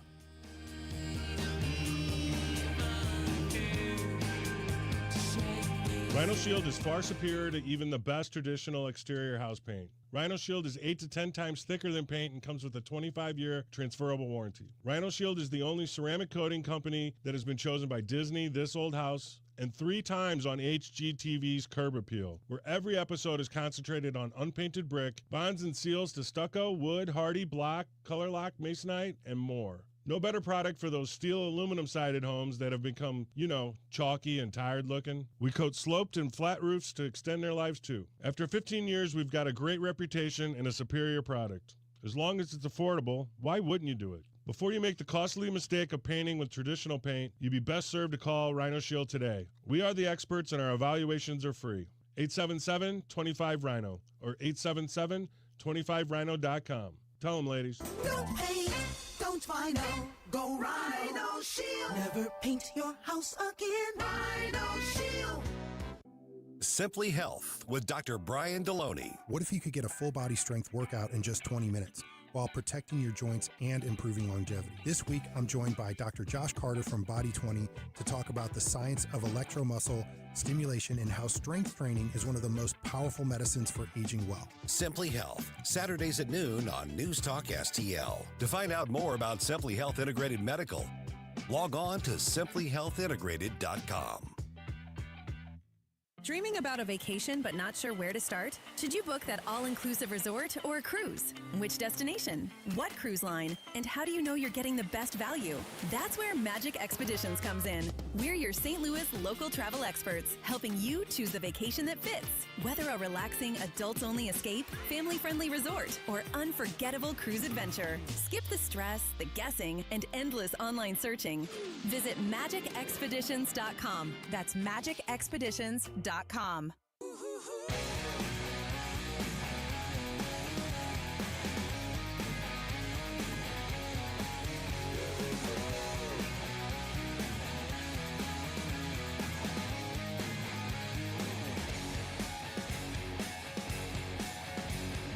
Hey, Chris Arps from the Tim Jones and Chris Arps Show. Make sure that you're listening to our show this afternoon from 4 to 6. Now back to the Mike Ferguson in the Morning Show. Okay, so I'd call that maybe a 6 on the Susie dance scale? Yeah. Yeah, the 6? Okay. Yeah, I like it. Yeah. Not my favorite, but I like it. It's kind of It got you beboppy. going. We're Yep. getting close to the weekend. Yeah. Getting the vibes going. That's right. All right. We got an update to a story that we brought you on Wednesday and actually on Monday, too. Yes. Yeah. Yeah. Jerome has now attempted to immerse himself into the Sloppy Joe lifestyle. Yes. Okay, so you mentioned this Monday, and it's kind of funny that you never know when the things make people go, oh, yeah, I'm into that. National Sloppy Joe Day was yesterday. It was. We had quite a discussion on the best ways to eat Sloppy Joes and what to put on your Sloppy Joes. You had not had a Sloppy Joe. I've had a Sloppy Joe. I've just never had it the way that you two Oh, were I see. proposing. Okay. So, Open face, yes, yes. I'm used to the traditional. So you went to dive in head first into this entire realm. I was so excited. How did it go? It went horribly. Uh-oh. What It happened? pretty much almost ruined my entire week, if not for Flashback Friday coming up. Oh, So you guys were telling me all these insane ways of making a Sloppy Joe, and it got in my head. I had that craving. I'm like, this is going to be amazing. I was even going to take photos so I can share my scientific studies on them. And I go to Aldi's, and I start filling up my cart. And of course, I need groceries in general anyway. So I got some really good beef. I got They've got good beef there. I got some onions. I got some toppings. I got the cheese, just like you mentioned. I got the good buns, not the little cheap ones. But I got some premium buns. And mind you, that I was even talking to everybody else this morning when we were still at the studio. I'm like, today I'm going to get some Sloppy Joes. So I was excited. And so I'm walking around. I fill my entire cart up. I get to the section where they normally have the Manwich Sloppy Joe sauce because I'm not the greatest chef. I don't trust myself to make it at home. Sure. I don't like ketchup enough to buy a whole bottle of it. I get to there and it's completely barren. And I'm like, what? Well, maybe they're just restocking. Maybe the truck didn't come in. So I go and I talk to the front lady, the lady at the register. I'm like, hey, if you guys had the Bandwidth with Sloppy Joe sauce, because it's on the website still. I checked the website before I even went there. You really put some thought into this. I have never been more devoted to a food item in my life. I go through. I talk to her. I say, hey, just out of curiosity, it would be in the canned meat aisle if it was still there, right? She's like, well, I don't know that we got any on our last truckload. Now I think about it, I don't know if that's something we carry regularly, if that was just like a short time thing. Surely. And I'm like, because there's no way enough people out there are celebrating Sloppy Joe Day that they bought it all out before I got there during school you never hours. know. Well, but they didn't even have like a SKU tag. So she helped me look. She's like, well, it would be here if it was there. Now, mind you, I already have a cart full of stuff, and I'm one of those people where I don't like to be a jerk, so I feel really bad not checking out. And I'm like, well, okay, I got the beef, I got some of the stuff. Maybe I can do something at home. And I get the entire cart ready, and I'm sitting there trying not to let my spirits break. And I get back home, I realize I forgot to grab my steak sauce that I usually get. So I'm stuck with this. It's Japanese dipping sauce, kind of like a Szechuan sauce. Szechuan. It's not like a teriyaki. No, it's kind of like teriyaki. It's a little bit of a different consistency, but I'm like, okay, maybe I can do something a little bit close. No, you've off ramped already. Now, yeah. So I've created what I call the Sad Jerome. Sloppy Joe to Sad Jerome. Because there's a twist that came at the end that really got under my skin. And so I put all the ingredients, I'm browning it, I'm following this recipe online. I'm like, I'm going to make something that resembles a Sloppy Joe of some way. Start adding the sauce to the pan instead of separating my meats like I probably should have. Mm-hmm. Turns out you cannot eat stovetop, fried, grilled, whatever you want to call it, ground beef with that sauce open face because it does not stay on the actual bun. So I couldn't experience the open face. Put the cheese on, and I don't know. And I realized I don't know how to actually melt cheese properly. So is cheese going to go with the Szechuan sauce, a teriyaki type sauce? Let me put on the record, it does not. Okay. It does not. So first one I go through, I'm like, this is just not working out. So I tried again. I added a little bit of the barbecue sauce I had. It tasted a little bit like burnt ends at this point, but because I didn't get the temperature right on my stove, so I'm basically just burning beef at this point. Set off my smoke alarm, which was fun for my neighbors. I make my second one. It's edible. It's a little bit better. It just wasn't what it was. Yeah. Okay. So I'm gonna say you did not dive headfirst into the Sloppy Joe thing. No, but here's what really made me upset is that I was going through my pantry, putting the rest of my groceries away, and it turns out that I had a can of tomato sauce and I had another ingredient that I could have used to dilute to make. Jerome. But I had used all my beef at that point. Does your mom listen to this show sometimes? Sometimes. Okay, is she gonna smack you the next time? You Well, we didn't get. I don't think she likes Sloppy Joes. So if anything, she should be proud of me for the attempt that I made. But that is A for effort. That is the story of the Sad Jerome. Yeah. Okay. So what this means, Susie, is that we just need to pick out which of the restaurants because there's. I'm looking right now. We'll just need to take him to lunch and let him get him a Sloppy Joe. Yep. Yep. A real one because there are some like high end Sloppy Joes here. I'm not sure. Sometimes just the regular cheap Sloppy Joes are the tastiest, but I think we've got to fix this here. I would have settled for anything, and at one point I even considered, do I just cave in, admit defeat, and order one? And then I realized I just spent all this money on these ingredients. I have to eat the ingredients before me now. That's just how I was raised. So what a disappointment. So thanks a lot. You guys put that vision of glory in my head. Hey, you could have gone across the street to Schnucks and grabbed. I don't go to Schnucks. I don't know what's out there. It's like literally across the street. You went to the one on Dorset, I'm guessing, right? There's an Aldi's that's like right over there. It's on Dorset, right? Okay, now you're just adding salt to the wound. I was kind of wondering why we didn't just make one extra little pit stop. Okay, I can't afford Deerbergs. None of us can afford Deerbergs. I have been here for over 3 years now. I've never set foot in a Schnucks before. Okay. I recognize Aldi's because that's what I grew up with. Right. I like Trader Joe's. It's a little bit out of the way, though.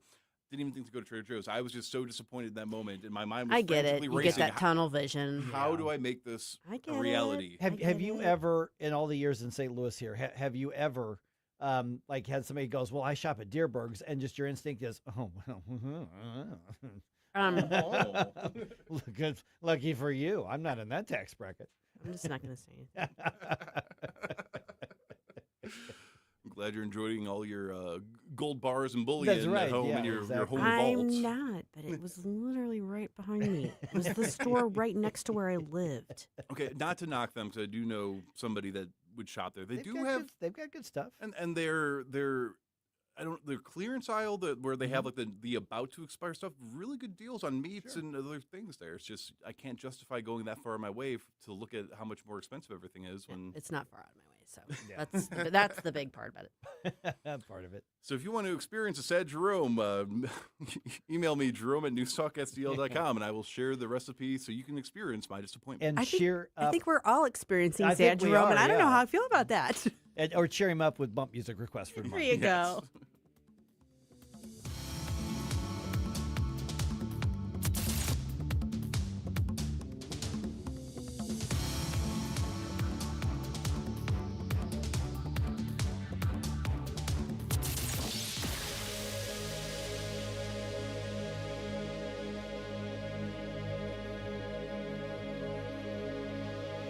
Columbo here for my friends at Bluff City Outdoors in Alton. The knowledgeable staff at Bluff City has served the St. Louis outdoor community for decades, and they can take care of all your bow hunting needs, all your trapping needs, all your fishing needs, and more.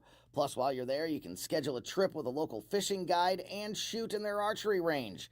Bluff City Outdoors is open 7 days a week, 1 mile east of Fast Eddie's at 2813 East Broadway in Alton. Follow them on Facebook and at BluffCityOutdoors.com. Your business moves fast. PRI Global keeps it moving smarter for almost 30 years, delivering top tech talent to help companies grow stronger, custom applications, simplifying your operations, securing your data, modernizing your business from the cloud up.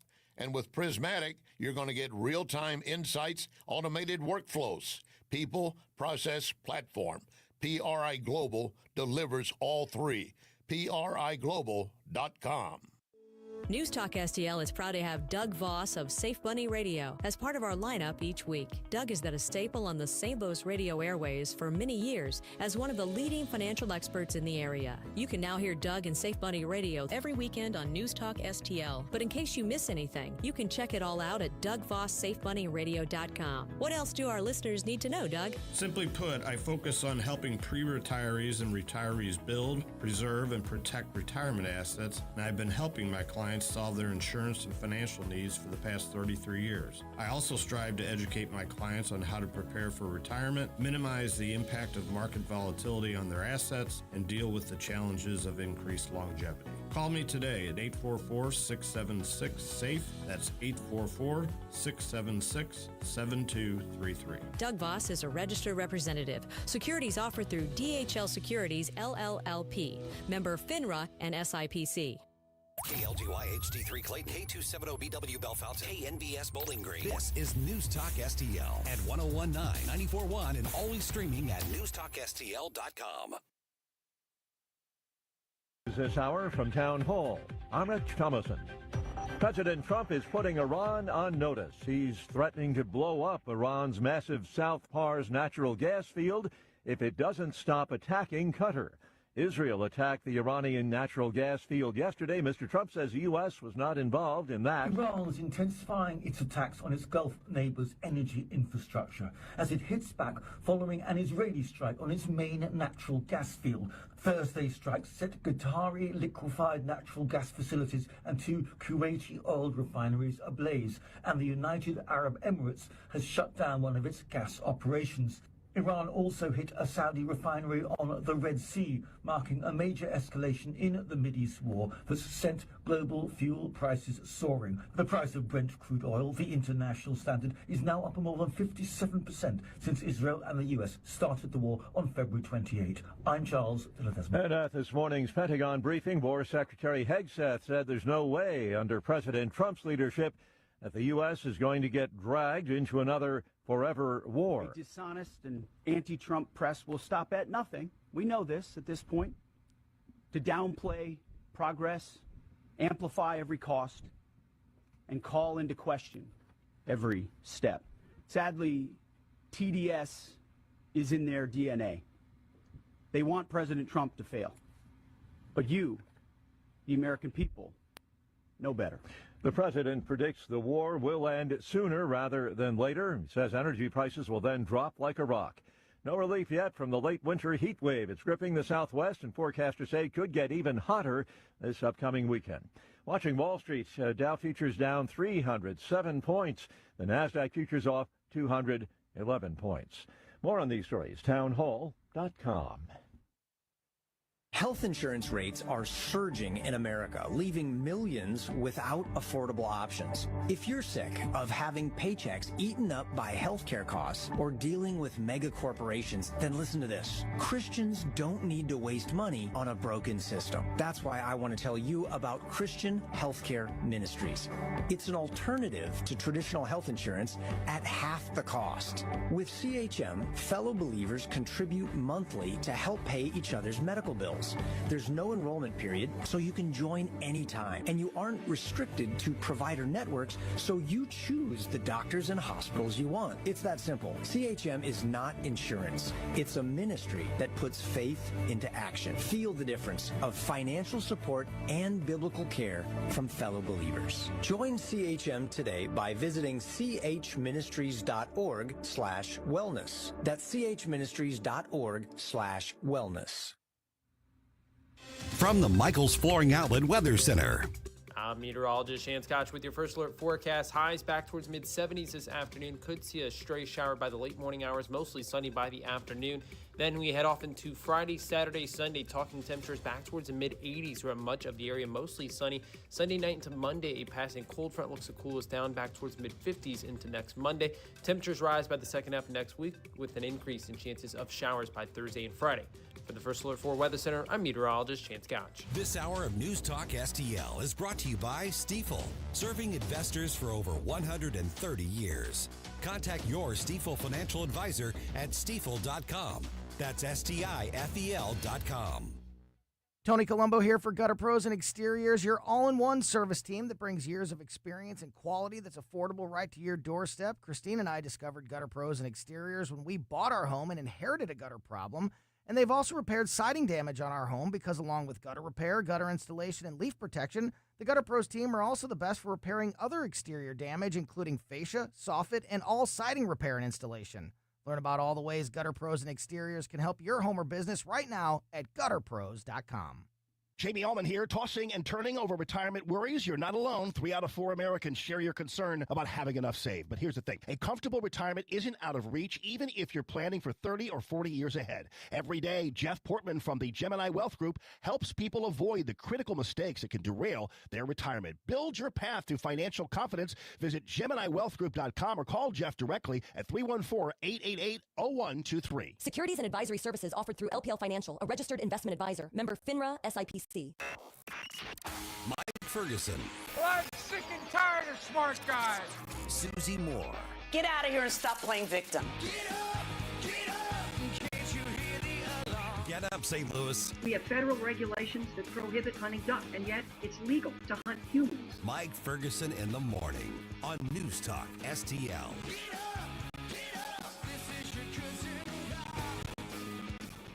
Since when?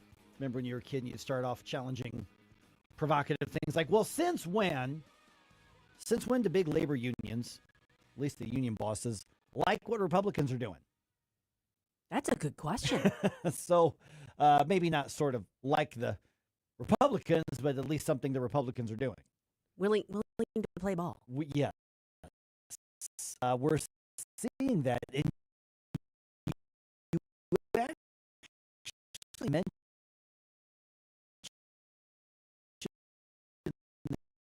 this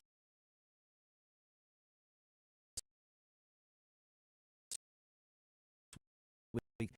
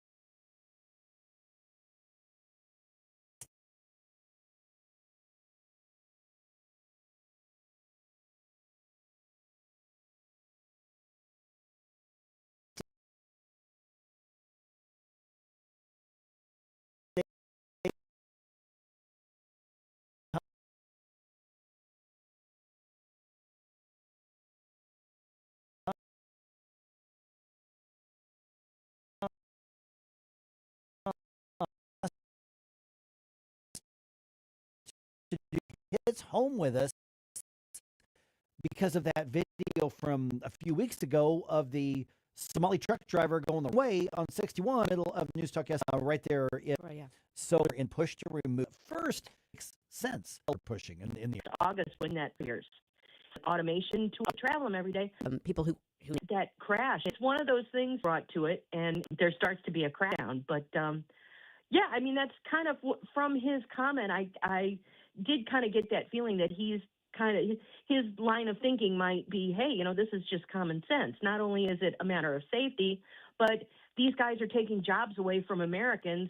You know, taking good union jobs away from American workers, and so it does make perfect sense for them to back this and endorse it. Yeah, we're visiting with Becky Noble from redstate.com, and yeah, I have a feeling about the protecting their members from competition probably is more of a motivating factor, but it still puts them on the right the right side of the issue here.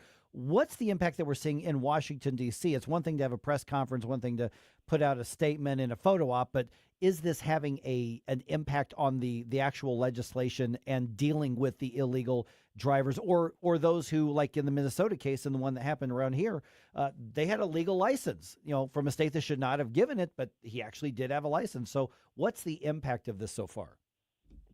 Well, I know that Senator Jim Banks from Indiana, he had introduced, I think maybe a few weeks ago, maybe a month or so ago, something called Delilah's Law. And I don't, forgive me, I don't remember what all the particulars of it is, but it was based on, if everybody remembers the little girl Delilah Coleman, who was at the State of the Union address with her dad, and the car that she was riding in a couple of years ago, an illegal alien trucker slammed into the back of their car, and now she has permanent brain damage. I believe she has cerebral palsy. She has all sorts of medical issues, and so he's introduced a bill that would crack down on these guys getting CDL licenses. And so, yeah, I think that there is some things going on in Washington that, like I said, this has all gone under the radar until that horrible crash last summer, that now people are starting to see this and be like, hey, we need to do something about it. And, it's just another thing due to Joe Biden's throwing open the southern border that I think we're going to be dealing with things like that. Little things like this are going to be popping up for decades, literally. Becky, it's just such a mess. Looking northward, there's a different issue on our northern border, and you highlighted this in an article, I think yesterday, regarding wait times that Canadians are experiencing when they are attempting to get medical care. Your article says, it's titled, What Dems and the Left Want for America. A Canadian woman waits 12 hours in the emergency room. I read that article and could not believe what I was reading. Tell us a little bit more about what they are experiencing in terms of their health care. Well, like I said in my article, you have people like Bernie Sanders and AOC who are all jumping up and down thinking this is the greatest thing since sliced bread. And here's this woman from Canada. She lives in Nova Scotia, who is saying, no, it absolutely is not the greatest thing since sliced bread. This was the story of a woman who first went to her primary care doctor. She had a swollen appendix. I've heard of a ruptured appendix, but I would imagine a swollen appendix is not as dangerous as your appendix rupturing, but it's getting there, Mm-hmm. And it's on the way to rupture. Yeah, my daughter had that happen once. Yikes. Yeah. Really? Okay, so yeah, it's very dangerous. Mm-hmm. So she went to see her primary care physician, and he sent her to the emergency room. So she gets to the emergency room, and I would imagine there's probably some pain involved in this too. Oh, but, yeah. So she gets to the emergency room, and she waits 2 hours in the triage area, and then they send her back to the waiting room, and there's a video screen there telling people what's going on, and that video screen says that the wait time to see anybody, doctor, nurse, any sort of medical professional, the wait time is from 5 to 15 hours. To wait to see someone. And that's insane. She ended up waiting another 10 or 12 hours. She said that there's way more nurses than doctors in these emergency rooms. There was another woman in the emergency room with her, an elderly woman who had a head wound, and she had a bandage on her head, and she said, her quote, she was bleeding profusely. So you've got people in the waiting room here in Canadian hospitals with their fantastic socialized medicine who are waiting 12 to 15 hours to see a doctor. And, you've got an overworked medical staff. You've got people who've worked 16 or 17-hour shifts. And it is an absolute nightmare.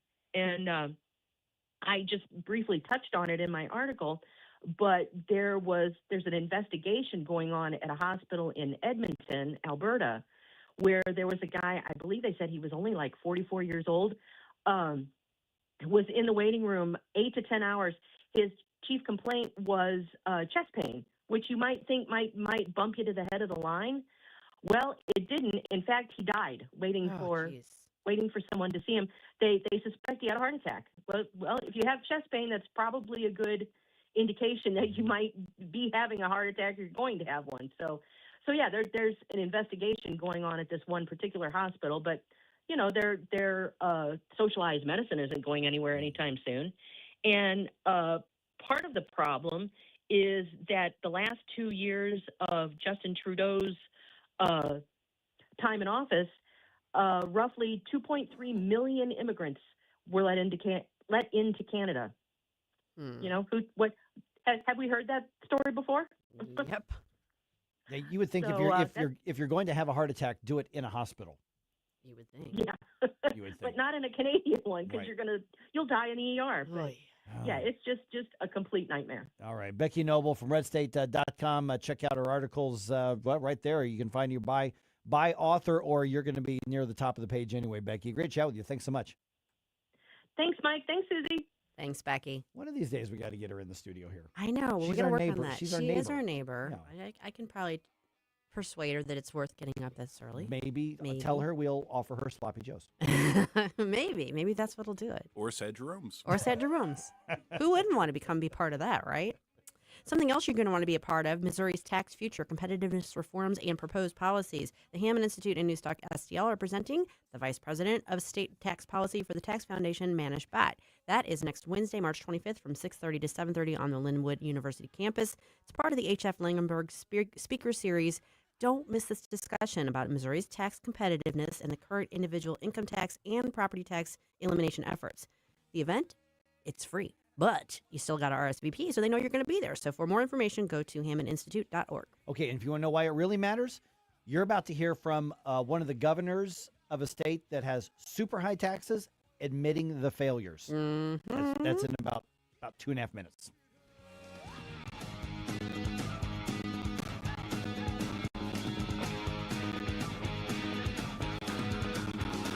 You want to give me more information? You want to take the place of what I trust? Turn on your colored box. You look for some answers, for false impressions. Well, baby, One of the things that amazes me is how many people say, I really want to make an investment in my home or on my property. And one of the most common ways to do that on the outside, other than like you need to get a new roof every once in a while or new siding or whatever, is you want to hit that fence around your home or you want to put that deck on. And I'm always amazed at people say, well, I'll do it myself. I'll save money. I'll get my buddies to do it. My buddy has a cousin who can do this sort of thing. And they say, I'm just going to do it on the cheap. Well, the cheap isn't so cheap. Now, if you want to do it on a good budget that basically anybody can work with, you need to contact my friends at STL FenceWorks, stlfenceworks.com. Let me tell you why on the cheap isn't that cheap, because you can pay now or you can pay later. You can do it right and save money, or you can try to do it on the cheap and then pay money, far more money throughout the course, and it's not good for your property. You got to stain it. You got to treat it. You got to worry about the wood rights. You got to worry about the bugs. You got to replace planks. You got to do all that if you decide to do it with inferior materials. STL FenceWorks, been around for over 50 years right here in the St. Louis region. They use American-made materials, and they use materials that come already with a warranty and a guarantee that are going to last. And they use professionals' workmanship. And you say, well, I'd never be able to afford that. Yeah, you can. Matter of fact, if you want to get an idea, go to stlfenceworks.com right now, and they've got an online tool. You can put in your property and get sort of a digital rendering, and they'll give you a ballpark figure, because obviously they need to look at a few things, but you don't have to worry about doing the sales call, and they don't do high pressure anyway. Listen, this is a company that values American workers, that values American materials, and they value St. Louis. So if you're going to invest in your home, you're going to invest in your property, talk to my friends at stlfenceworks.com, or just go to the website right now, and you can start that process and look at the ballpark figure. So you can transform your home into a safe, stylish retreat. Do it affordably, but do it right. STLFenceworks.com.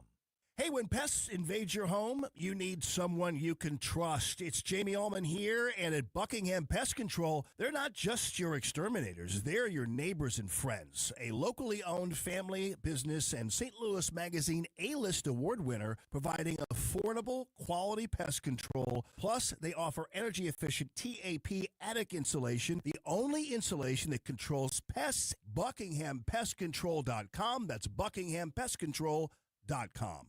Hey, Tony Colombo here with Tim Jones for our friends Rodney and Jen Wallner, the Wallner home selling team at Berkshire Hathaway, the #1 home selling team in the St. Louis area, and I can say that from firsthand experience. My wife and I were blown away from the results that we saw from working with Rodney and Jen, from selling our old home faster and for more money than we thought possible to finding our family's perfect new home. They over-delivered every step of the way, and right now it's still very much a seller's market. So, Tim, for folks that have been thinking about selling their home, it's a perfect time to call the Wallners. That's right, Tony. And don't forget, they're licensed in both Missouri and Illinois, so no matter where you are in the metro area, you can put St. Louis's #1 home selling team to work for you. The Wallners' experience and work ethic, second to none. And of course, the numbers speak for themselves. The Wallners sell 15 times more homes per year than the typical realtor. Right now, they're working with so many qualified buyers, they'll guarantee to obtain you an offer. If you've been thinking about selling your home, don't wait. Call the Wallners now at 314-810-SOLD. That's 314-810-SOLD for the Wallner home selling team. This is Tony Colombo, and my favorite Capriotti sandwich is the cheesesteak made with American Wagyu beef from Snake River Farms, and you have to include a side of their amazing fries. I love Capriottis, and you will too. Open 9 to 9 daily on Manchester at McKnight in Rock Hill.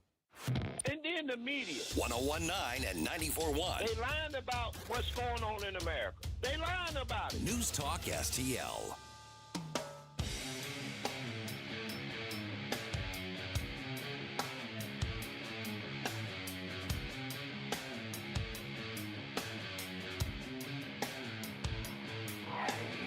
The Mike Ferguson Show is one of my favorite programs. In addition to Larry Connor's USA, catch my program at 6. Now, back to Mike. Okay, a Trump administration official says they are hurt, but they ain't done, and the war is not over. Also, the Ballad of Rand and Mark Wayne gives us some drama. Oh, I want the music to that. What would the music be? I mean, one's from Oklahoma, one's from Kentucky. It's going to have to be some kind of bluegrass, or something like that. I'm gonna think about that. Okay. And also, the big dance starts today for SLU and the Illini, because I don't think legally I'm allowed to say March Madness because somebody else has copyrighted that, so I won't say March Madness. So we'll just say don't the big say dance. that. Yeah, okay. We'll say basketball games are going to be played. Okie dokie. All right. 8:24. Let's go ahead and do one more news dump here. The Morning News Dump, brought to you by The Nutrition Stop.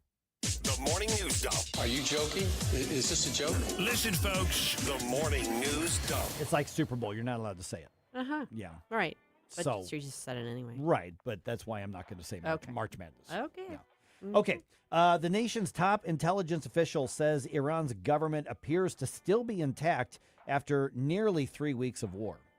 In testimony before Congress, Director of National Intelligence Tulsi Gabbard said the U.S.-Israeli military campaign has taken a toll on the Iranian regime. The IC assesses the regime in Iran appears to be intact but largely degraded. But she also told members of the Senate Intelligence Committee Iran and its proxies continue to attack U.S. and allied interests in the Middle East. Gabbard said if a hostile regime survives, Iran will seek to begin a years-long effort to rebuild its missiles and drone forces. Greg Clugston, Washington. And we are now in day 20 of the war in Iran, and in some ways it feels like it's been going on much longer than that. Yeah, that's the Yeah. thing that is kind of strange about it. I mean, we're not even 3 weeks into it. Yeah, 3 weeks tomorrow. Yeah. I mean, it can't go on indefinitely. No. Yeah. Yeah, it's got to end in about 20 or so years. No, Jerome. No. No. All right, the Senate Committee on Homeland Security and Governmental Affairs. Normally not what you'd go to for spicy drama. Depends. But yesterday was a different day. Yesterday was the place. They had the confirmation hearing for Oklahoma Senator Mark Wayne Mullen to become the next DHS secretary.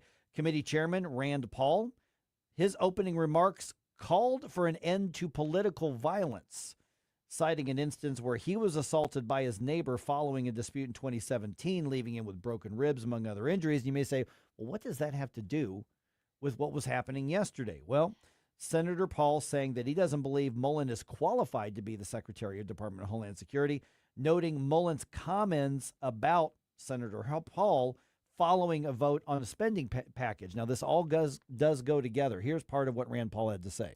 Instead of explaining your vote to continue these welfare programs for refugees, you decided to transfer the blame. You told the media that I was a freaking snake and that you completely understood why I had been assaulted. All right. And Senator Mullen responding, here's part of what he had to say. The truth is, I have a job to do, and I don't like to fail at anything at all. So I can set it aside if you're willing to set it aside. Let me earn your respect. Let me earn the job. I won't fail you. Okay, so it didn't always stay that cordial in the exchange. I think that's fair to say, right? I think that's fair. I think that's fair. This is what I keep coming back to.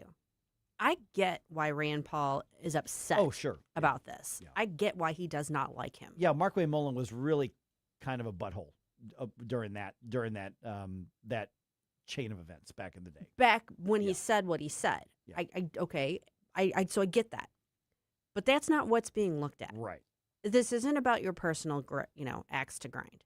Either you think he's qualified or you don't. And if you think he's not qualified because you think he's somebody who's a hothead and prone to saying stuff like this, that's fine. Mm-hmm. Say it. Yeah. But and he did say that to reporters afterwards. He did, but then he made the whole, a big chunk of the hearing all about their personal animus, and I don't think that's right. Yeah, and I think you said earlier I don't know that played well for Rand Paul. I don't think it did. Because in a lot of ways, Rand Paul is sometimes kind of the conscience of the few conservatives left, which in I the Senate. appreciate. Yeah, which I'm glad that he has. And who doesn't love his Festivus list? Well, of course. I mean, it's awesome. Yeah. But we saw Markwayne Mullen and Sean O'Brien just about come to blows in a hearing last year before. Yeah, I mean, it was pretty ugly. They were ready to throw down.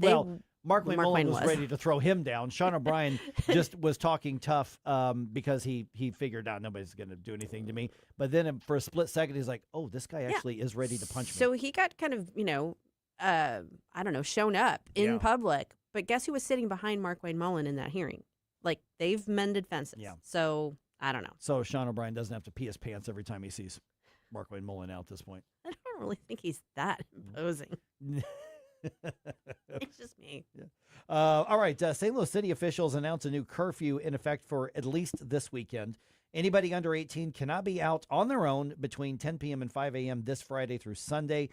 That's being called a proactive public safety measure after last weekend's 314-day violence and nonsense around the city. We'll see how well that's enforced or if it makes any difference. Yeah, good luck with that. All right.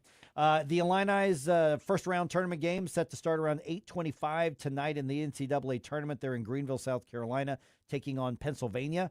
Illinois is the third seed in the South Regional. The Quakers are seeded 14th. Billikens start their March Madness appearance tonight, playing the Georgia Bulldogs in Buffalo. That game is scheduled to tip off around 8:45. Give or take a few minutes on either one because it really depends on the game before them as well. SLU is the 9th seed in the Midwest Regional. Georgia is seeded number 8. In the betting odds, Georgia is listed as a very slight favorite. Mizzou plays their first-round game tomorrow night, and that's actually in St. Louis at the Enterprise Center.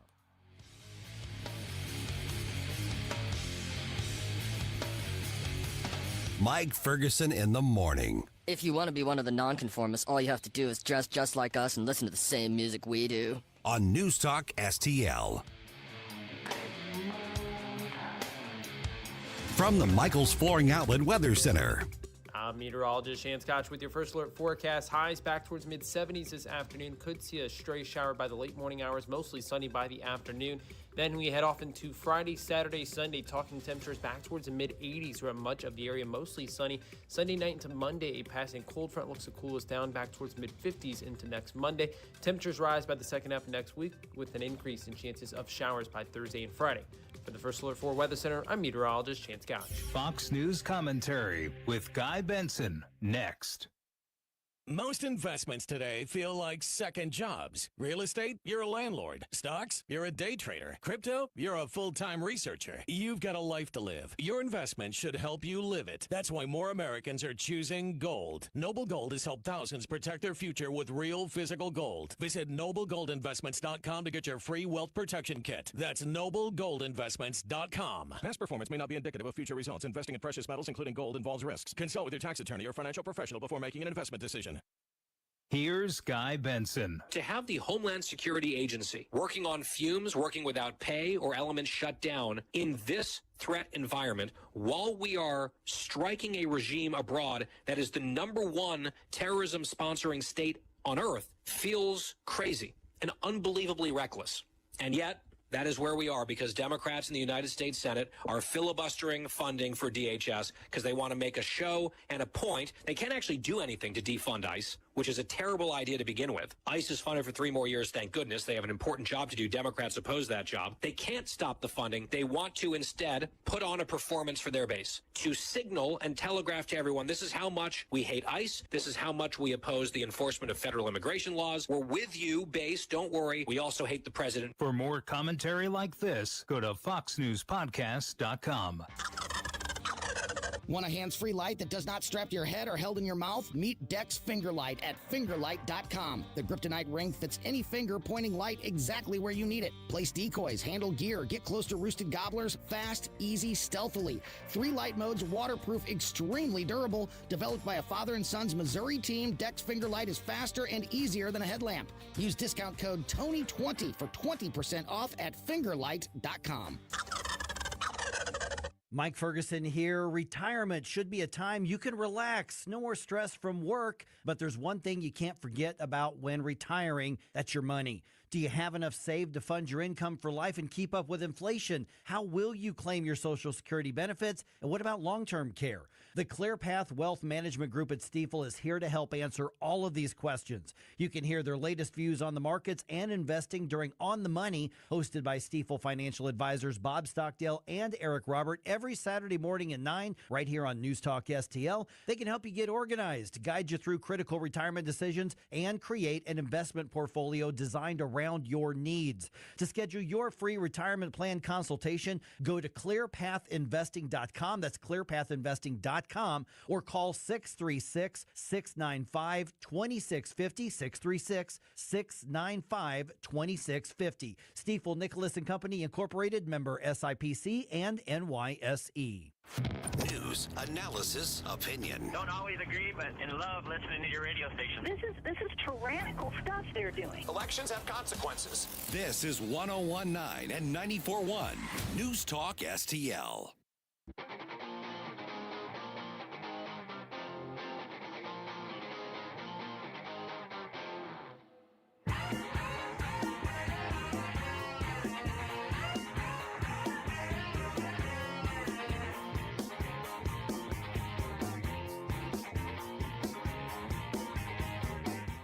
Hi, it's Vic Porcelli. And Ken. Hi, Ken. Hey, Vic. Ken and I are on every Monday through Friday here on News Talk STL. Right now, you're listening to Mike Ferguson in the morning on 101.9 and 94.1 News Talk STL. Whoosh, my morning people. Okay, next week, Missouri lawmakers back to work after their spring break. Matter of fact, one of them just walked by right behind you a second ago. Oh, my.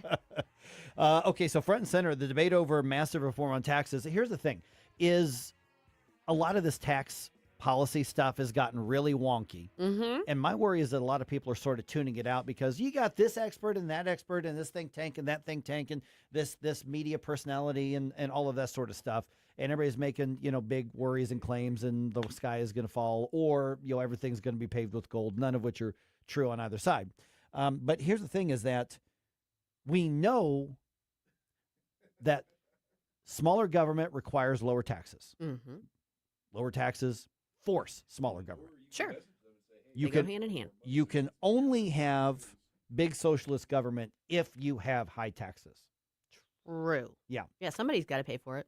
Exactly. And one of the brilliant parts of our experiment in this republic of ours is that all the states can try different things, and then there is a competition. 50 little laboratories. Yeah. And Governor Kathy Hochul in one of the top socialist, deep blue, high-tax states in the country essentially admitted that their approach doesn't work.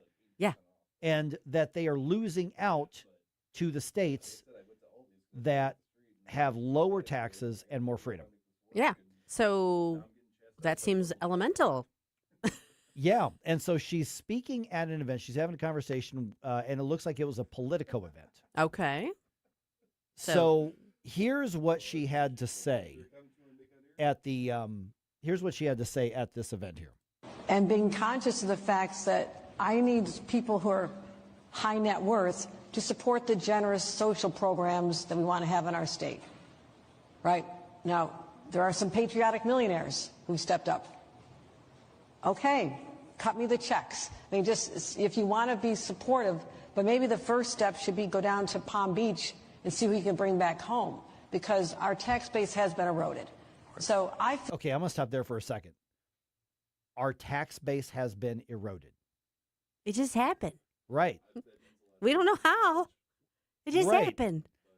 And she's already admitted that part of the problem is the massive government spending. She says she called them generous social programs. Social programs. Well, it's not generous when you're taking money from other people and people don't want to take it. How do you know they don't want to take it? Because they're moving to other states to get out of it. She's acknowledging there is a direct connection between the two. Without realizing she was doing it until she got about halfway into it. Yep. Okay, so let's pick this up. This is, again, Governor Kathy Hochul. Philosophically, don't have a problem. It is like I have to look at the fact that we are in competition with other states who have less of a tax burden on their corporations and their individuals. And I would say remote work changed everything. There were people who could only work in an office in Manhattan or work in New York State, and they were captives to our state. They were going to stay. We saw that that's not the case. I mean, you know, Wall Street businesses looking at Texas, they're not going there because they have a nicer governor. I know that for sure. But they're going there because of the tax rate. We have to be smart about this. But we can fund what we want to fund with what we already are taking in. Okay. She just, in a minute and 4 seconds, or whatever that was, admitted that the entire argument, the entire economic worldview of the hard left politicians is a failure. And that they're getting beat by states that do exactly the opposite of what they're doing. And she's to the point of basically saying we really need rich people to voluntarily move back so we can tax the crap out of them, and they need to feel good about having the crap taxed out of them. Patriotic. Patriotic, so that we can continue these socialist programs, these generous social programs, these dependent, these programs that create dependency on other people. We need people to leech off of. Why is it that you're leaving? Now go to California. Over the last couple of years, even this year, they're talking about trying to pass a wealth tax on the highest income. And even those on the left are saying, I'm moving, I'm getting out. There was one politician who, and this bill actually got farther than it should have, was trying to pass a law that says if you moved out of the state to avoid our tax scheme, we would be allowed to follow you and tax you, even if you don't live here. Good luck with that. Yeah. And that's the mindset in some of these deep blue states. And they're wondering why they're losing people, and they're wondering why they're losing businesses. Illinois Assembly, pay attention. But the thing about it is, Mike, she's not wondering why they are. She's nailed it. She just made the best argument ever for low tax policies, for better tax policies. And smaller government. And smaller government. And yet she's still so trapped in that mindset that that's the way you've got to do it. Yeah. She doesn't, like I said before, you can hear about halfway through that, her going, okay, realizing, wait, I'm about to make a really weird sounding argument. And basically it's, come back and give us more of your money and bring your friends with you, whether they want to come or not, because we need you. Well, okay, maybe you shouldn't have driven them out of the state to begin with. Yeah. Because I think what's happening is there is enough of an exodus, and it doesn't take a lot of high-end millionaires or billionaires to leave before you notice. And I think at some point they're like, well, they'll never actually leave. I mean, there's nothing they can do. They can complain, but there's nothing they can actually do about it. Well, yeah, there is. Sure. You can afford a U-Haul truck when you're a billionaire.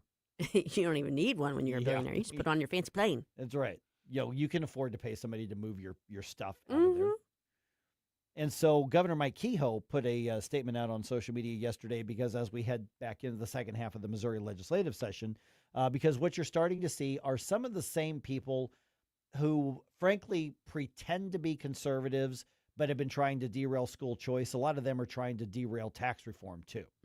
And unfortunately, there are people who get confused about some of these folks. But here's what Governor Kehoe mentioned on the various platforms yesterday. Just to set the record straight, today we'd like to talk to you about our plan to eliminate the state income tax.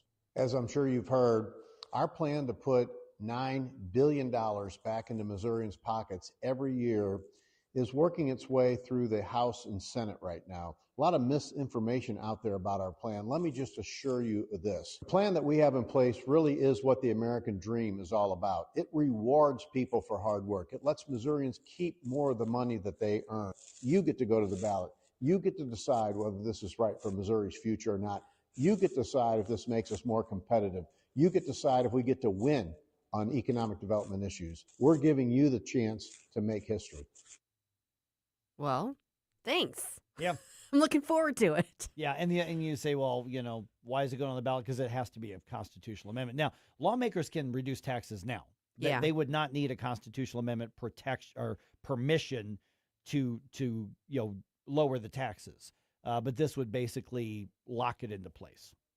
Yeah, and isn't part of it would be a long step process. Right. Part of it too is that there is some offset provided by shifting it into other forms of taxes, which taxes are taxes, but ones that you have some say in whether or not you're going to be paying those versus. And essentially, it's like when state revenue goes up at the certain notches, it goes up here. Then you'd reduce it by 1/100th or 1/10. It goes up here. Then you reduce it again, and so that's the plan that's on there. Is the plan perfect? No.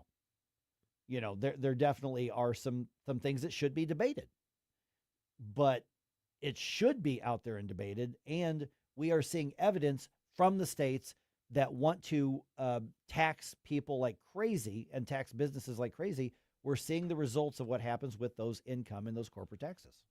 Feet don't lie. I mean, people are voting with their feet because they're moving to where it's a better economic environment. And you can see it over and over and over again. And to have Hochul sit there and just flat out acknowledge it all while she somehow thinks she's making an argument for why her way is better.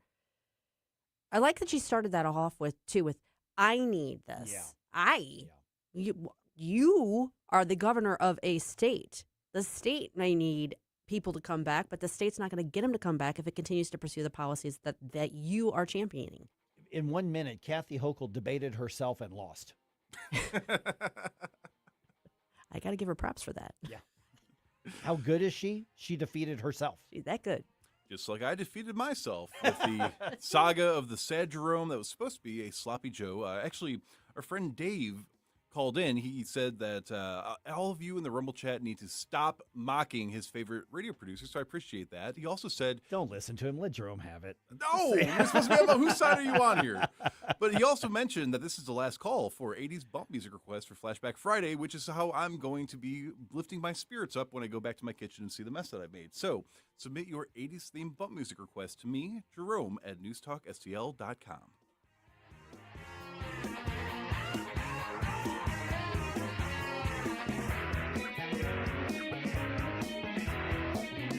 Mike Ferguson in the morning. Our country was founded by geniuses, but it's being run by idiots. On NewsTalk STL.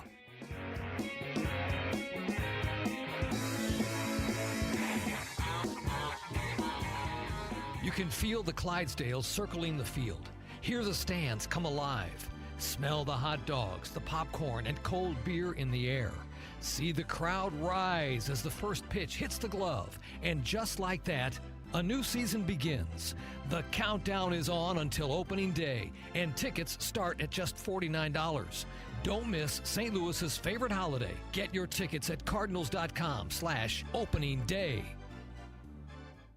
Hot matchup, colder drinks, only at Busch Stadium when the Cardinals host the Tampa Bay Rays on Sunday, March 29th. Fans will take home a stainless steel Cardinals tumbler presented by Coca-Cola and Quick Trip. Designed to lock in the cold and show off your Cardinals pride, it's the perfect companion for 9 innings and beyond. A practical addition to any Cardinals collection that'll keep you cool all game long. Tickets are available at cardinals.com/promotions. This is Nolan Gorman.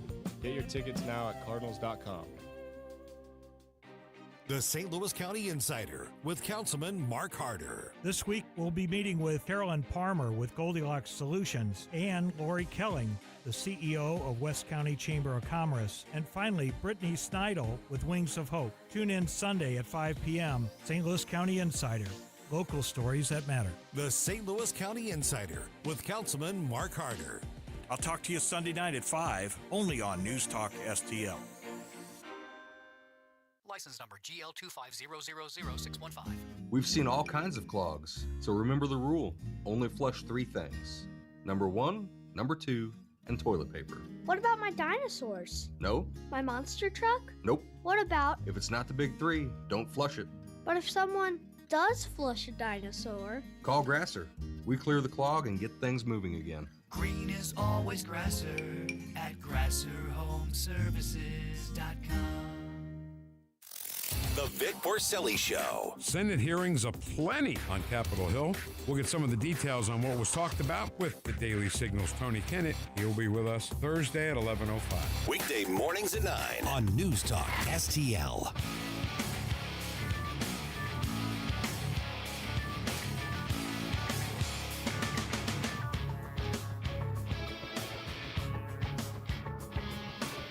Hi, it's Randy Tobler here. Pour a big cup of coffee and catch my show every Saturday morning from 6 to 9.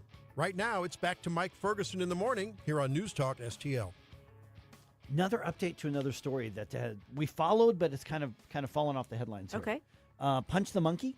Yeah. Punch the Monkey. Remember Punch the Monkey, right? That's my homie, yeah. Okay. He's got himself a girlfriend. Ooh. Yeah. Aww. Just saying. So he has been, let's see here, the source for this was, where to go? Oh, well, Yahoo News, New York Post. I didn't know monkeys did this, but he was spotted kissing a female monkey named Momo-chan.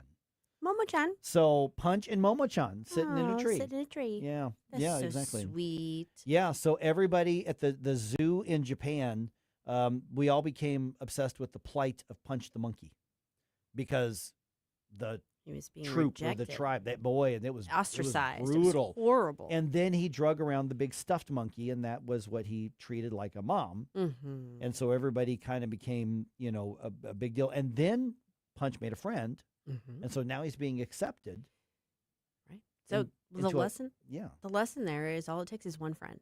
All Yes. it takes is one to be nice and give you the chance, and then you get accepted back into the group. And so now he's got himself a girlfriend. So according to the article, Punch has been spotted kissing, cuddling, and affectionately playing, is that what they're calling it now, with a female monkey in there. So I guess I can cancel my GoFundMe to get him a gun. That's correct. A lot of correct. us on the internet, we were going to collaborate. Right. We're like, we're going to stick up for Punch. And Punch still does have the stuffed animal. Well, Yay! I mean, Yes. that's got him through some hard times. Absolutely. So the internet is really, really, really excited for little Punch the monkey. But you wonder, I mean, what are the pickup lines that Punch would use on this monkey girlfriend? Well, corporeal being. It's gonna kill. I don't think we can say that. Oh, okay. Oh God, now I have to. He has a great name suggestion it's for fortunate that his an name alternative was name. Oh Punch. no! I just looked to know. And okay, Yeah. so who is it that said that there on Rumble? Corporeal being. Okay, first Or of all, shock. two things. Corporeal being. That's hilarious, and shame on you because I think I'm supposed to say that, but that's really funny. Right. But also could have been Shock, and it could have been the Peter Gabriel song, right? That's right. That's right here. But what's a monkey pickup line going to be? If he's going to find himself a girlfriend. I can't think of anything that's appropriate. I mean, is he going to come up? Is he going? I got one. How about this? Like, hey, what do you say we go somewhere quieter? This place is a zoo. Oh, there you go. You could do that one.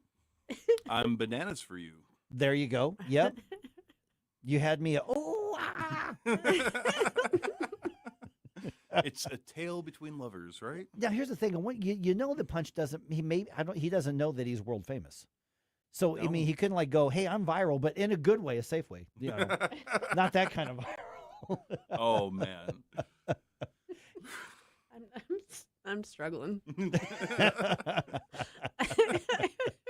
The only ones I can think of are completely inappropriate. Yeah, I've got a couple suggestions here, and I'm like, no, I don't think I'm gonna say that one. This comes from 101 straight up. Want to monkey around? Yeah, we could that do works. that. Yeah, that works. Some monkey business. Yeah, there you go. There you go.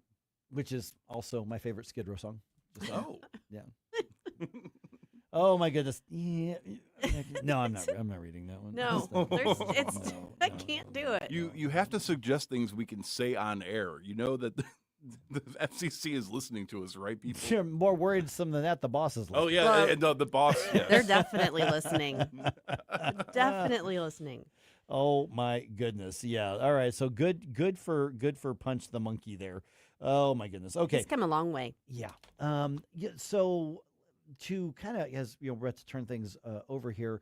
I just texted Steve Ellman.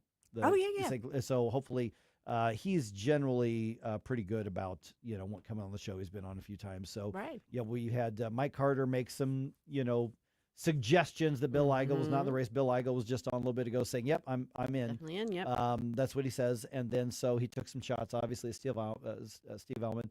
And so, we'll hopefully talk to Steve here before too long. Give him a chance, too. And that means that obviously we probably need to chat with Jason Logan. Yep. As well. So, and having said that, for those of you who are going to go be out at the Lincoln Trump dinner in St. Charles this weekend, there's going to be an announcement happening of a related event coming up. So be sure to definitely want to check that out. Be sure to dig into that. When you get there, it's actually in your program, but there'll be an announcement out there as well. So that's going to be I guess the next event coming up with the station. I don't think there's anything before that.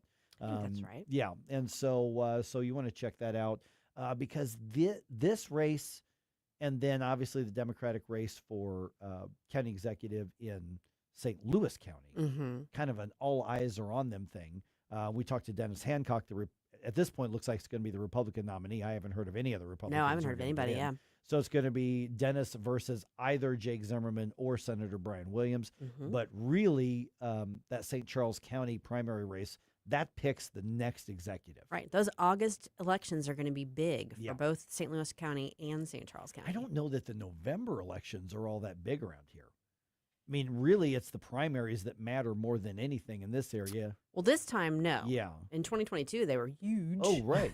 And in 2028, they'll be big too. Right. But they're not necessarily really competitive when you're talking about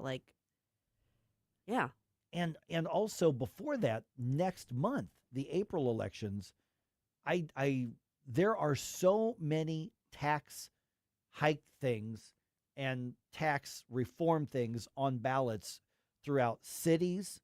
There's going to be one in St. Louis County. There's a tax hike on the ballot in St. Louis County.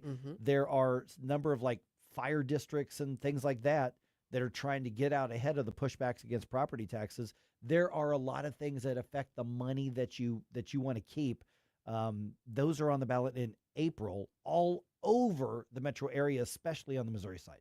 Yeah. So we so often neglect those April elections, but those have as much of an impact on your life as the others do. And there are school board elections too. Big school board elections.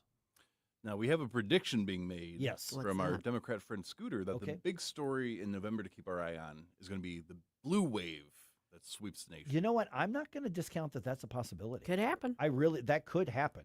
Get your life preservers ready. Yeah. To be that confident in it, though, at this point, I mean, I could see maybe a couple areas, but I don't think it's going to be a national thing. I think that it is possible. I will not rule it out. I think the Republicans are going to hold on to the Senate. It is absolutely possible the Republicans lose the U.S. House. And then we have Hakeem Jeffries, Speaker of the House. Speaker Hakeem Jeffries. With his little Elmo plushie? Probably. Yeah. But I think that's absolutely possible. Now how big of a wave remains to be seen. Could the Republicans hold off? I mean, Republicans can't really afford to lose anything and they're going to pick up some in, some of the Republican gerrymandered states are going to lose some in the Democratic gerrymandered states. But on a whole, it is absolutely possible the Republicans lose the U.S. House. Yeah, brace yourself.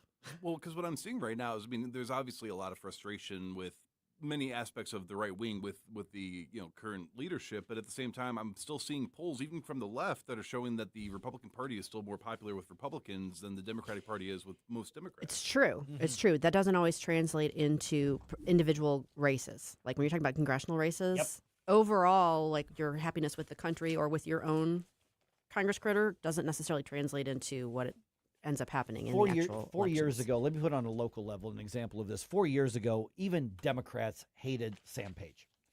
Nobody has liked Sam Page in a long, long, long time. Oh. But they still elected him. They still voted for him. So saying what's popular and not popular doesn't necessarily translate into how you're going to change your vote. Nope. That's also like a lot of times somebody will put up an issue and they'll poll an issue like this is polling at 75%. Okay, but is that something people are going to change their vote on?